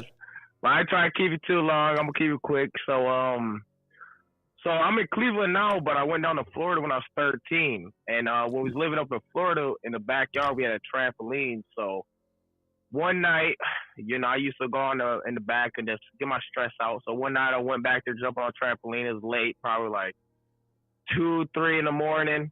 I ended up just, you know, doing some backflips, front flips, jumping around there. I laid down for a little bit. I was looking up in the sky. You know, there's no clouds in the skies. There's nothing but stars and everything. Like, no clouds at all. And I see the moon. I'm just staring at the moon, right? Man, next thing I know, the moon literally just disappears out of nowhere. Like, it just disappears. The moon just went, like, completely black. All of a sudden, it just comes back. And I'm like, what the hell? You know, and I haven't really told people this. You know, I've only told my brothers, really, but I haven't told too many people because most people probably think I'm crazy or whatever the case may be. But it was a pretty trippy experience, to be honest. And to this day, I don't know what it was. I can't say. I know it definitely wasn't a cloud because, like I said, it was a clear night. There was no clouds in the sky. So, I don't know. How old were you again when you saw that? So I moved down there when I was 13, but this experience happened when I was probably like 15, I would say. Wow. Okay. I didn't That's leave still until young. I was like 18. So he was in high school. Yeah, that's still young. Yeah, that's insane. Yeah. Yeah, I always as a man, I am a man of God, but ever since I was a kid, I always felt like they had us in a Simpsons dome. If you've seen the Simpsons movie, they have us in a big ass dome and they have us trapped in it. And I would always think as a kid, I'm like, is the moon fake? Is it this? Is it a hologram? Or is it a fucking like, do they have a green screen around us all around? And that's the first thing I thought when you saw the moon disappear. I'm like, yo, that sounds like some hologram shit, or that sounds like some Simpsons dome shit, you know? But I'm a man of God. I believe in God, but I always felt like the government or something, they fuck with us, like they put some trickery, or they like I can't explain it fully, but that's the first thing I thought of when you said the moon disappeared. I'm like, that sounds like some hologram shit, or like some green screen trickery shit.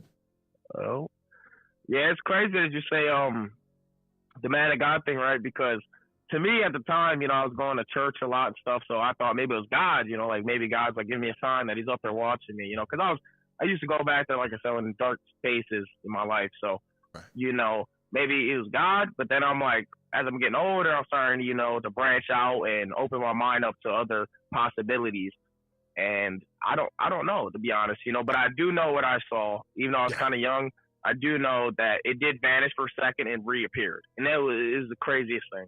Yeah, and still to this day, I just cannot explain it. And I'm the first person that doesn't call you crazy. Yeah. You know, I know that feeling where people look at you and you're like, dude, you're fucking bugging. Like, you're relaxed. But no, I've had experiences where I'm like, I can't explain this shit, bro. Like, you know?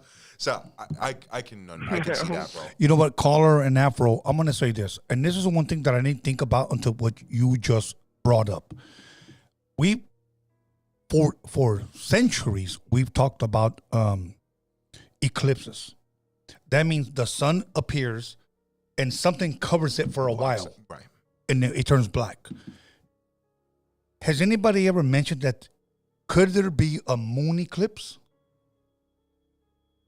I never heard that one. No, and I'm not trying to push that that's what it was. I'm not trying to say that.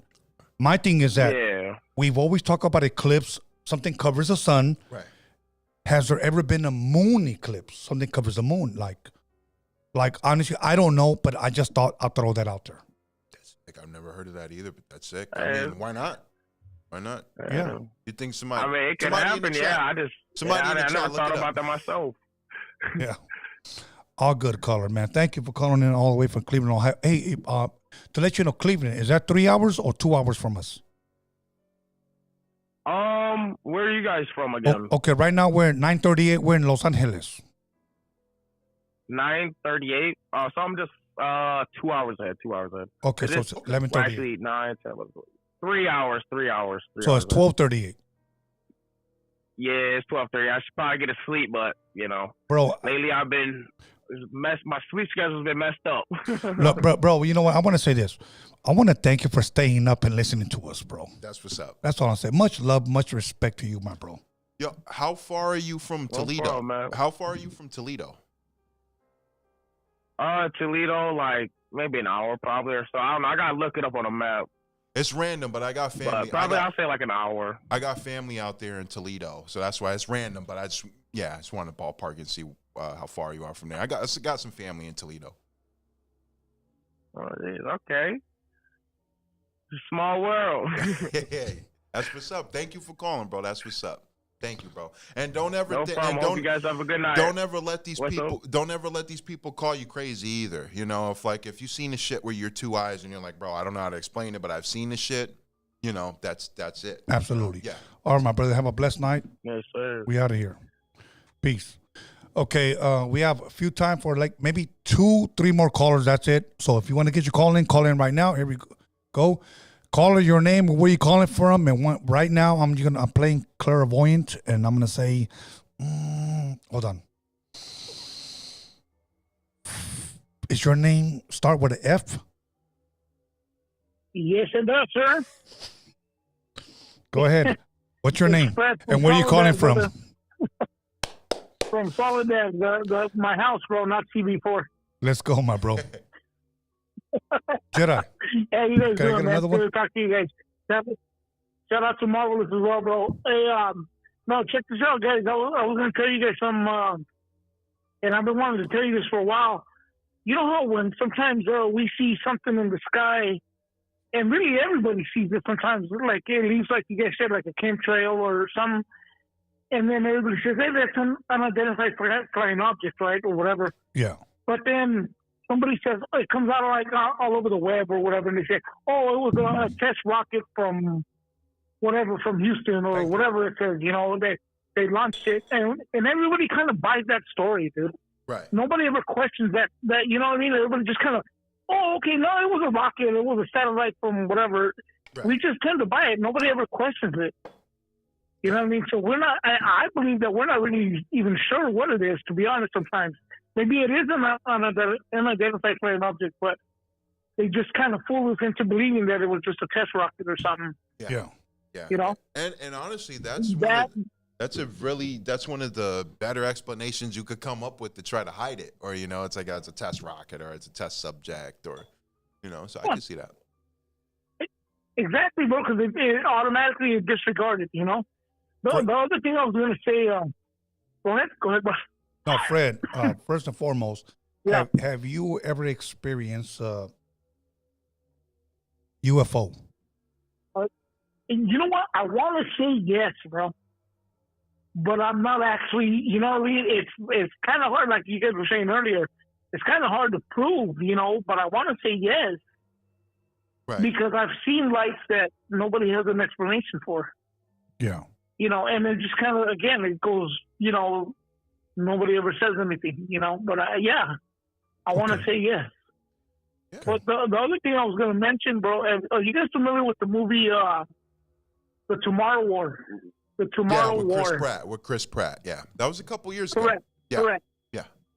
Yeah, 2021, I believe. Yeah, so not that long ago. The thing about that, too, is that go ahead, I'm sorry. Oh, nice.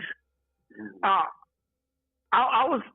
have also heard I'm not, you know, and I'm not really looking deep into it, but it is believed from what I've seen that they're already here, but they believe they're in the ice, or there's a civilization in the ice with aliens and stuff, which kind of brings me back to kind of close to like War of the Worlds, that we look up in the sky expecting that they're going to come from out there, but they're already here. Did you say in the ice? Did you say in the ice? Yeah. That's a little creepy. You say that in that movie. Yeah, it's a little creepy you say that because I'm not sure it's Antarctica, but the doomsday clock that the government has put together, and they have tons of supplies in there. People in the audience could fact check me. I'm not sure exactly what it's called, but it's like the doomsday clock or something. It's planted in the ice. It's planted in the mountains, like somewhere in Antarctica or somewhere around there, and they have a vault ready to open with tons of supplies when the clock goes down for civilization. You know, hold on. Let me say something real fast. The ice. John Carpenter's The Thing. Yeah, The Thing. Yeah. Was in the ice. In the ice. They discovered it. Yep. Yes. Yep. Yeah, so I can absolutely see that, because to me, that's one of the last places that I feel like people would look at, like these freezing cold temperatures, and I feel like you can hide tons of shit in the ice and the snow. So, yeah. Yeah, it is. It's kind of like hiding something right in front of your face, right? And we never expected to be there, you know?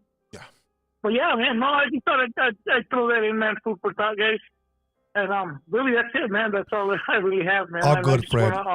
Thank you, my bro. Know, hey, I want to wish you guys the best, man. You guys have a Merry Christmas and everything, man. And Afro, keep doing your thing, brother. Thank you, brother. And you're tight, dog. Right. I like the music. Tony, keep up with the freaky tales, man. Thank Good you, night. my bro. Thank Peace. you, Fred. Thank you, brother. Thank you all so good. much. Everybody, if you guys want to call in right now.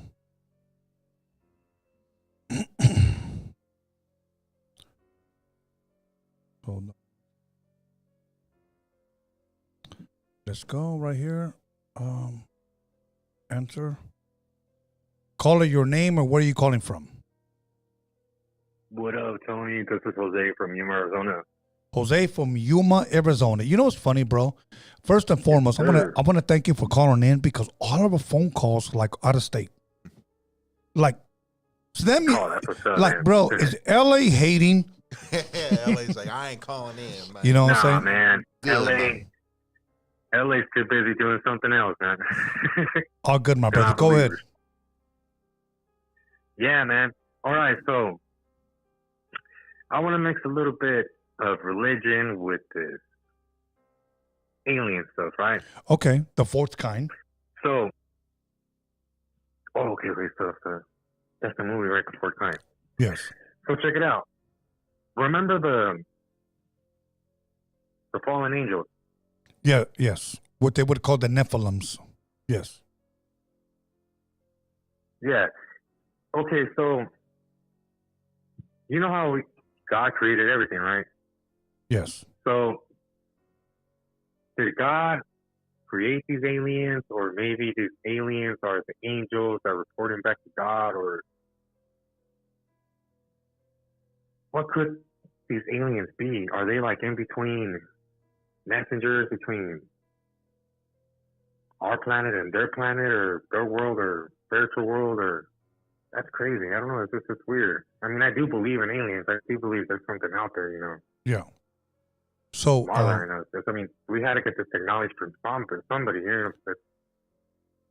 Okay, but make your question more specific so I can answer it, or he can answer it. Afro can answer it. Do you think there's a connection between aliens and angels and God? Okay. Let me give it to you from a scripture perspective, okay? A third of the angels fell. They were convinced by Lucifer, who, you know, eventually became Satan. Yeah. It says that a third of the angels fell from heaven. My question is, where did they fall? Okay. And another thing, man, check it out. You know how they said a lot of fallen angels, they brought us knowledge. They taught us to do this and that, but things we use now for instance, let's say brujeria, right? Witchcraft. Right. They said that some angels taught us, boom, this is how you do this witchcraft right here, boom. Use it for this and that. What if those angels came down to us, or they were saying, hey, you know what, this, and that, for that. Okay, you just made the question much more bigger than what it was, and I cannot give you a small yes or no answer for that. But I will say this, okay? A third of the angels fell according to the scriptures. Nobody told us how much was a third. Could have been billions. We don't know, okay? We do know there according to the scriptures, there's more good angels than bad angels. And look up the word abode, A-B-O-D-E. They left their own abode, okay. Those third of the angels. Now, when it comes to the story of Job, it says that they made it with women. And those angels are called Nephilims, and those women had giants, okay? We can speculate how tall these giants were. Some people say 13, 15 feet. Some people say 9 feet. We don't know. I believe Goliath in the scriptures was about 9 feet tall. Okay, he was a Philistine, which we call today Palestine. I will leave that right there. You know what? You can disagree with me if you want, but I'll look it up, yeah. No, hold on. This other guy right here always not on his head, like, bro. Like, anyways, my thing is this. Look, I even forgot the question when this guy nodded over here. Is there a little connection between, the aliens and religion and God? Yes. Religion, yeah, there we go. Yes, I do believe because, bro, this guy threw me off, bro. You want to answer this? I always it's all good, bro. me personally, I always felt like I think there's a connection. I always felt like aliens, to me, I feel like they have a home, but it feels like they're always constantly looking for a place to take over or to inhabit or to blend into or to get an idea out of or to study. So I always felt like they needed a place. They always need a place to look at. And to me, that's what kind of like fallen angels give me the idea of. They're always looking for a body to inhabit or somebody to kind of study or somebody to follow. And aliens kind of give me that same idea too. Like they're studying us or they're like we're like lab subjects. Or just a Disneyland too. Yeah. So I can see that. I have heard theories that some people do believe the aliens are connected to the fallen angels somehow. I have seen it, like Legion, like the 2010 film, like Legion. They try to connect the aliens with the fallen angels. So I don't have an exact. I never know until they I don't have an exact come answer, through, right, and say, "What's up, guys?" right, yeah. But it's I can see the connection, yeah. All good, caller. You know what? I appreciate it, guys. Thank you. I'm sorry that I gave you a cheap answer, but this guy over here, not on his head over here, Oh no, all the answers are great, bro. Thank you. pissed me off. So, anyways, all good. Hey, thank you, bro. We're good. You have a blessed night, okay? Peace. Okay, let me go ahead. We got one more phone call. Let me do this one more time, please. Okay. Always, like, bro, this is not a fucking debate. Like, Yeah, it's not a debate, guys. You know, this is literally us just speaking off the top of our heads. Like, hey, what our exact feelings? Like, what do we really think about this shit? You know? absolutely. Yeah. Okay, we have, let me see, one more poll. Says, are you enjoying the show? 89 votes. That's whack, bro. We had over 200 people in the live chat. That's not even the people that are not on the live chat, okay? Because we average at least about 600-700 people live, okay, on this show. So, are you enjoying the show? Let's see, 97% said, yes, I am. Dope. 3%, no, I'm not. Why are you still on then? Yeah, So- I mean, hey, you know, thanks for watching anyway. Exactly. So here we go. Shit. Our last phone call, and I'm going to call one of our team members. And this person is, okay, hello? Yeah. What do Hello? you mean, yeah? Yeah. Genesis, how you doing tonight? I'm well. How are you? Good, good, good. Are you enjoying tonight's show?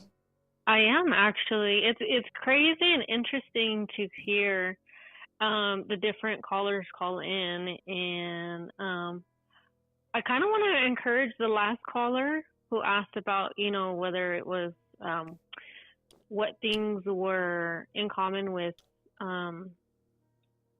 ¿cómo se dice? Religion. Sorry, I had a religion. Sorry, I had a brain fart right now. Religion and aliens. I don't think it's too far-fetched, and it's crazy how I feel like the majority of people feel like scared to believe that or feel like fear to believe that openly because of how crazy they might seem. Yeah. Does that make sense? You know what? So- Genesis, have you met Afro yet?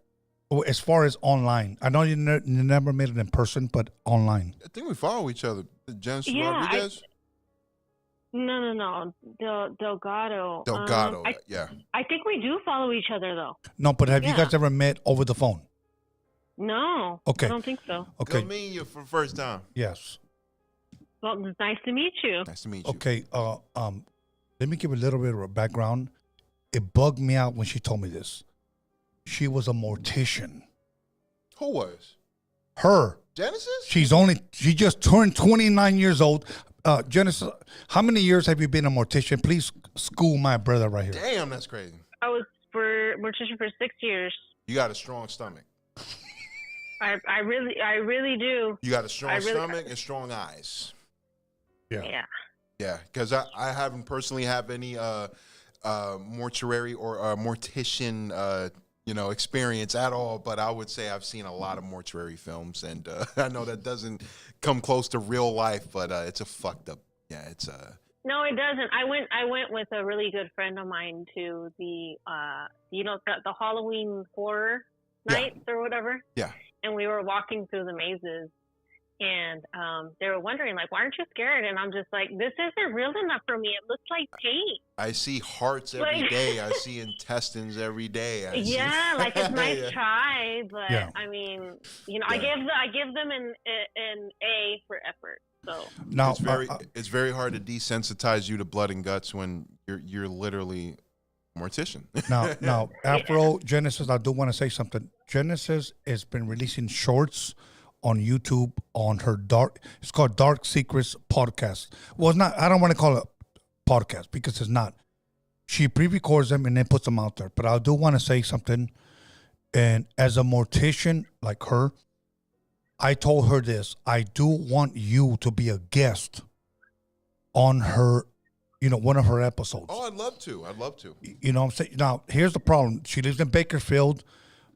I'd pay for your gas to drive up there. We'll make it happen. Yeah. We'll go up there. Honestly, and she releases episodes. And I want you to ask her anything that has to do with mortician. It has to do with dark secrets. Yeah. Anything with dark films, anything with dark audio. yeah, we pretty much talk about the dark history of anything on the face of the planet because just like there's a good side to everything, we all know there's a bad side to absolutely everything, and there's probably more conspiracies to everything. Like for example, of how everybody loves Disneyland, but I talk about, well, let's talk about all the kids that went missing at Disneyland. Let's talk about the dark secrets and all the dark history that goes on. So that's pretty much what my channel is A lot of people don't talk. I know this is getting a little off topic, but a lot of people don't talk about the suicides that happen at Disneyland as well. And my mom works at Disneyland, and for a couple years, she doesn't anymore, but they would have a code word for suicidal people called Peter Pan.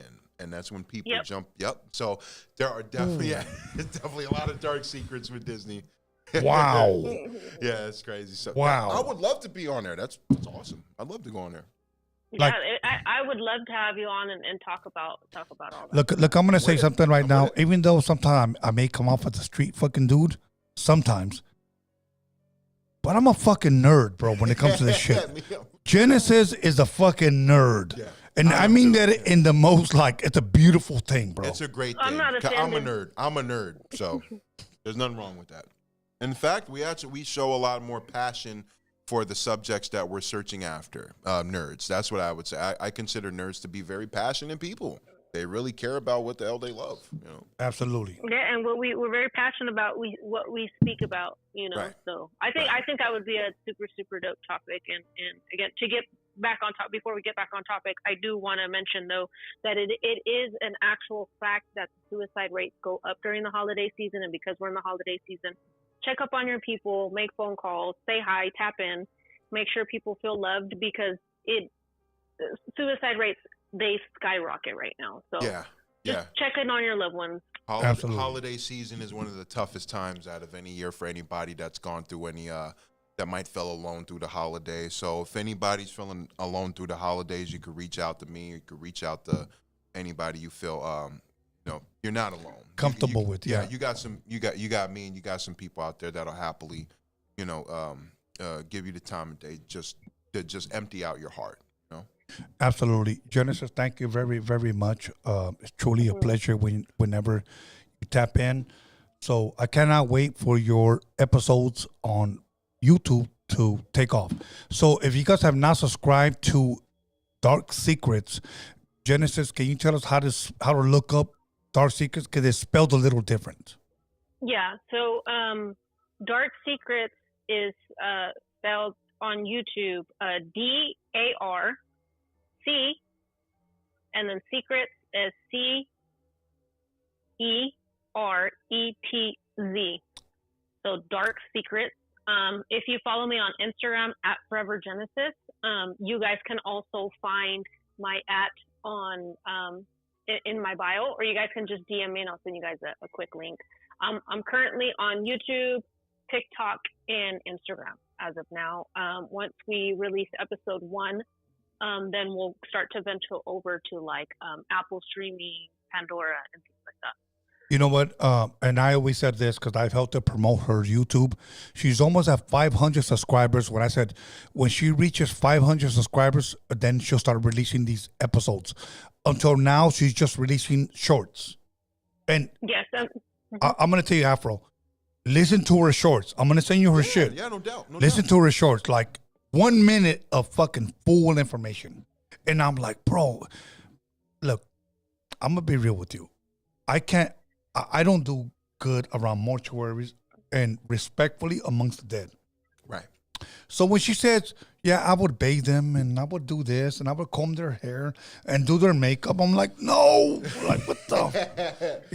You have a very, I would say, unique job, but that's very light to put it. Yes. You have a very strong stomach job. And honestly, I can see where a couple morticians, mortician work is putting a lot of care into it too. Is actually making sure they're presentable for the grieving parties and for everybody involved, and to make sure the body's presentable and to look nice. But it has to be absolutely flawless. And I think it's like Tony says, I think it's a perfect statement to make in the funeral industry is that you never get a second chance to make a first impression. And that's the stress that we carry absolutely every single time.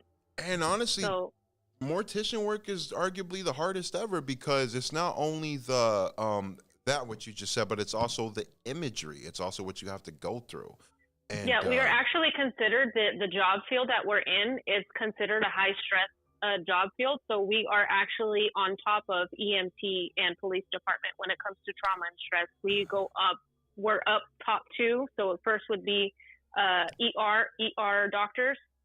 Then it's the pathology, obviously, morticians, police department, EMT. I'm surprised. So we're actually on a stress level. We are at the top. I'm surprised. Yeah, I was gonna say I'm surprised you guys aren't number one, because I'd put you guys in number one.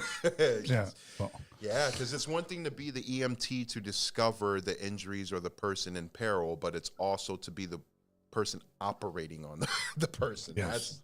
But we also deal with the families that are distressed. So we deal with the living and the dead. The emotional aspect as well. All good, Genesis. We reached the 9 minute, and we're trying to keep it at 5. So my apologies. Much love, much respect. Thank you, for taking our call and educating us, because I don't do good with the dead. So thank you for always calling me and keep it in tune. Like I said, you guys subscribe, follow my channel. Make sure you guys share the Freaky Tale episodes too, because I get a lot of people who DM me and message me like, if you guys like this episode, send it to a friend. Like, just send the link, have everybody tune in. As well, and I'll be dropping actually some episodes on the kind of like how religion and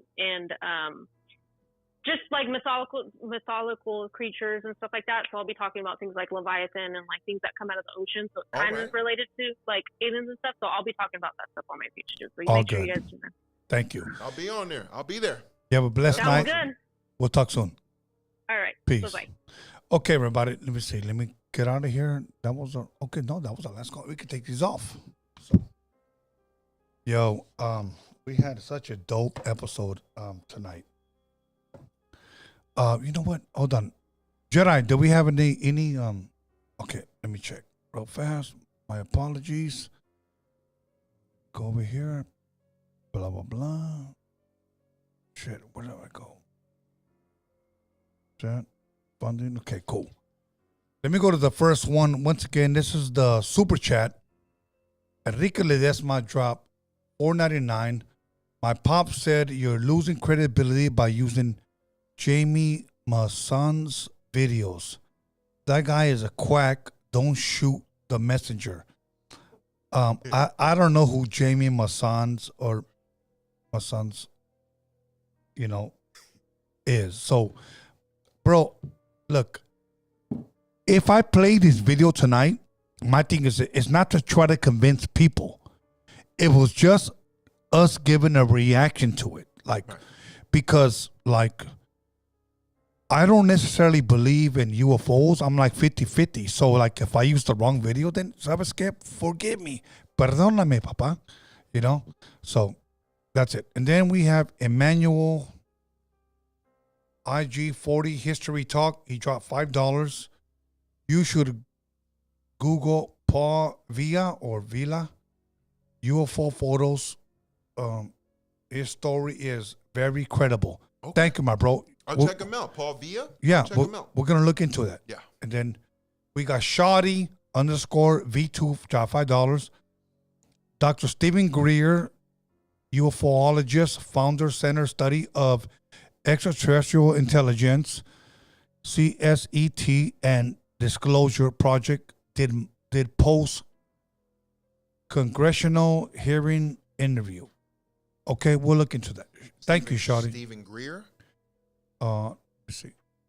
Dr. Stephen Greer, yes. Check him out. Last one, Enrique Ledesma dropped $4.99. I chip out with somebody just $5 and then $4.99. Like, is there a discount or is YouTube taking a penny away from us? Like, I don't know. Thoughts on it. If the Earth is closed system and the lands beyond the ice wall, there are other kingdoms. Salutes from Escondidos. Love this episode. I'm going to try to read it again very slow. Thoughts on if the Earth is a closed system and the lands beyond the ice wall, there are other kingdoms. Salutes from Art. Well, I'm trying to read it right, bro. Look, read the last one. Can you read it, bro? Okay. Hold on. The very last one. Here we go. The very last one right there. See it? Go ahead. Thoughts on if the Earth is a closed system and the lands beyond the ice wall, there are other kingdoms. Saludos from Enconcido. Love this episode. Salute, brother. So if the Earth is a closed system and the lands beyond the ice wall, there are other kingdoms. So he's saying that I'm sipping, so I need to think about that. Yeah, like bro, like sabes que carnal, without due respect, like add commas and periods, like bro, because like I really don't understand that. I think what he's saying, like we live in a closed Earth, kind of like a dome. In a yeah, way? yeah. So a dome. So if we travel to the end of the Earth, and we can't go further, is there life after that? First and foremost, I don't believe in the closed Earth. That's it. All right. That's me. Yeah. I believe the Earth is round. A lot of people are going to get mad at me. Marvelous, my bro, he believes in a flat Earth. And that's all good, bro. I don't have no problem with that. But, you know, I just don't believe that. So I disagree respectfully. Agree to disagree, yeah. Yeah. And I have a couple homies of mine who do believe the Earth is flat. And yeah. Me personally, just from my 27 years, I'm not the end all be all of anything. It's just my personal thoughts. Me personally, I believe we're in a round Earth, but it's also, I don't discredit or try to make my buddies feel small just because they believe the Earth is flat. You know, it's like they have their own reasoning, they have their own, their thoughts, and this world is so mysterious. There's so much phenomena that we can't fully understand or hasn't been proven, yet this world is gigantic and the universe is gigantic, but the world we're in has so many, like, as something as silly like Bigfoot, that sounds silly. Yeah. But this world is so mysterious that the more I grow older, I'm like, fuck it, even if Bigfoot was real, there'll still be some more crazy shit besides Bigfoot.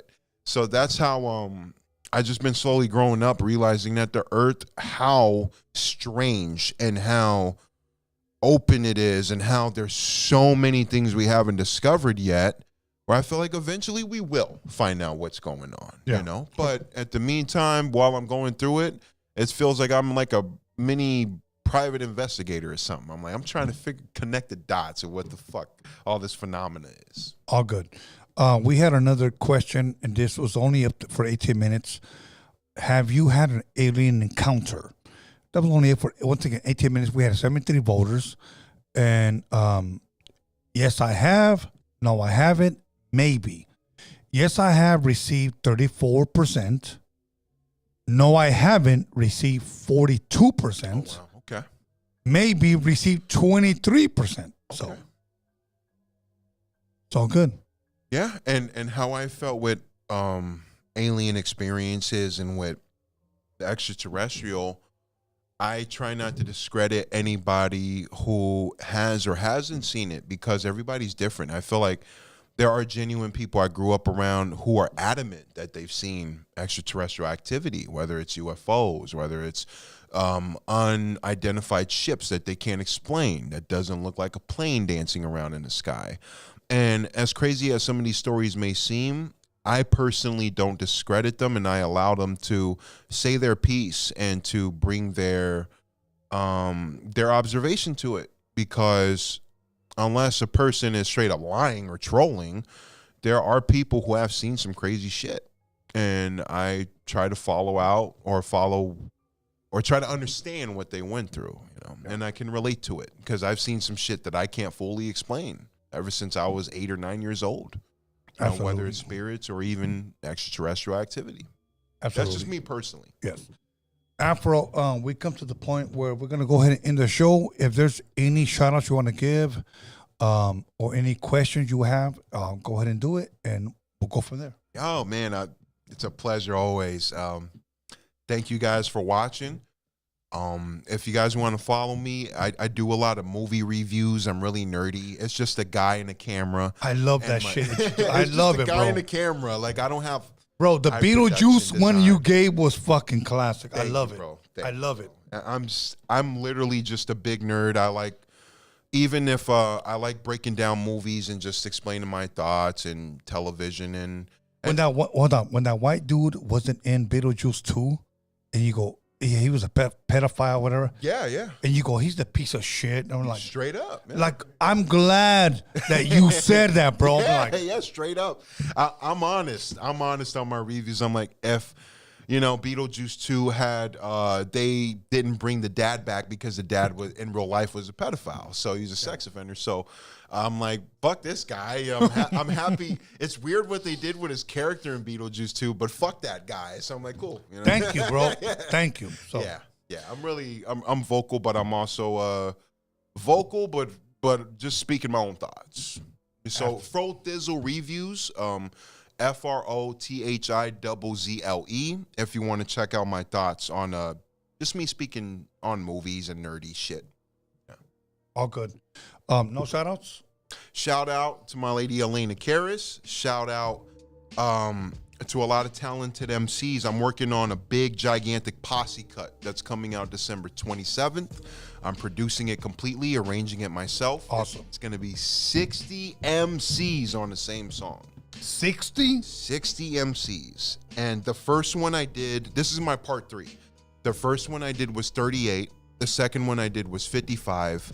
This third one is going to be the biggest one I ever do. It's going to be 60 MCs. We have Rockness Monster from Helter Skelter. We got John Connor. We got Micah 9. We got Reverie. We got a couple other dope MCs that are homies of mine that just wanted to rock, and everybody has 8 bars each. I'm completely producing it myself, and I'm excited. It comes out in a few weeks, and I'm just it's a love letter, and it's honestly just something for hip hop, whereas I just want to drop something for you guys to enjoy. And if I can ask for the fans, how many bars does each rapper have, knowing that it's going to be like 60? 98 or 99% of everybody has 8 bars. Dope. That's 8 very bars dope. each. 8 bars each. 16 I felt like would run a little bit too long. So as long as everybody gets their 8 bars in, everybody has their moment to shine. They got their personality. They got what they want to bring across. That means they got to spit their best shit. Yeah, right. Like, absolutely. You okay. Yeah. Besides Kill me, that shit. besides me being a big fan of you, I'm gonna be real with you. I'm a big fan of Reverie. So Reverie, if you're watching this, just know that, you know what, I support what you're doing. You're a true hustler. If there's anybody out there that knows like how to promote themselves, it's her, bro. Yeah. Like Reverie, like you got that shit down fucking packed. As a matter of fact, you can actually teach classes on how to promote yourself. So much love and respect to you. Yeah, and Reverie, that's been my homie for a couple years now. She's been really cool with me, just like really down to earth with every conversation we have. My lady that's her favorite female MC is Reverie. My Awesome. lady. So it's just really cool, like a family sense. She's really been really nice to me through the years. So happy to have her on the posse cut. And she's been here at least like 3 or 4 times. Yeah, so much love to her. Other than that, let me give a shout out to the Hip Hop Jedi. Let me give a shout out to my son, Beast Countless. Let me give a shout out to Marvelous Inc., who called in. Let me give a shout out to, there was one more person. Oh, Alex Cervantes, Cervantes Enterprise. And once again, Forever Genesis. Once again, Dark Secrets. Thank you for taking our phone call. Bro, I still trip out that Genesis is in her 20s and she was a mortician for 6 years. that's thick skin. Bro, that's the thickest of skin. Bro, I have a hard time seeing I had a hard time seeing my mother and my father in their casket, you know? And to find out, oh, I prepare them and I do this, and I'm like, respect. That's all I'm going to say. Yeah, respect. it takes an extra sense of not only thick skin, but just that it snaps in you. You're like, if nobody's going to do this, I'm going to do it. You know, and that's a lot of respect. And that's her mentality. That's so, a lot of respect. That's not easy. That's the hardest shit ever. So somebody can be like, if nobody's going to do it, I'm going to do it. And I'm going to say one last thing. She's coming out with an album soon. She produced it. She tracked her own music. She wrote her own lyrics. One song was produced by me, and the rest was engineered by Tony G, who produced La Raza from Kid Frost and Mentirosa from Mellow Man Ace, even though he's had many more hits, but those are the songs that he's known for. But she's going to change music. I'm going to be real with you. So much love to, once again, Forever Genesis from Bakersfield. Much love to Bakersfield. Thank you. And we are out of here, and we'll see you guys here in a couple of days.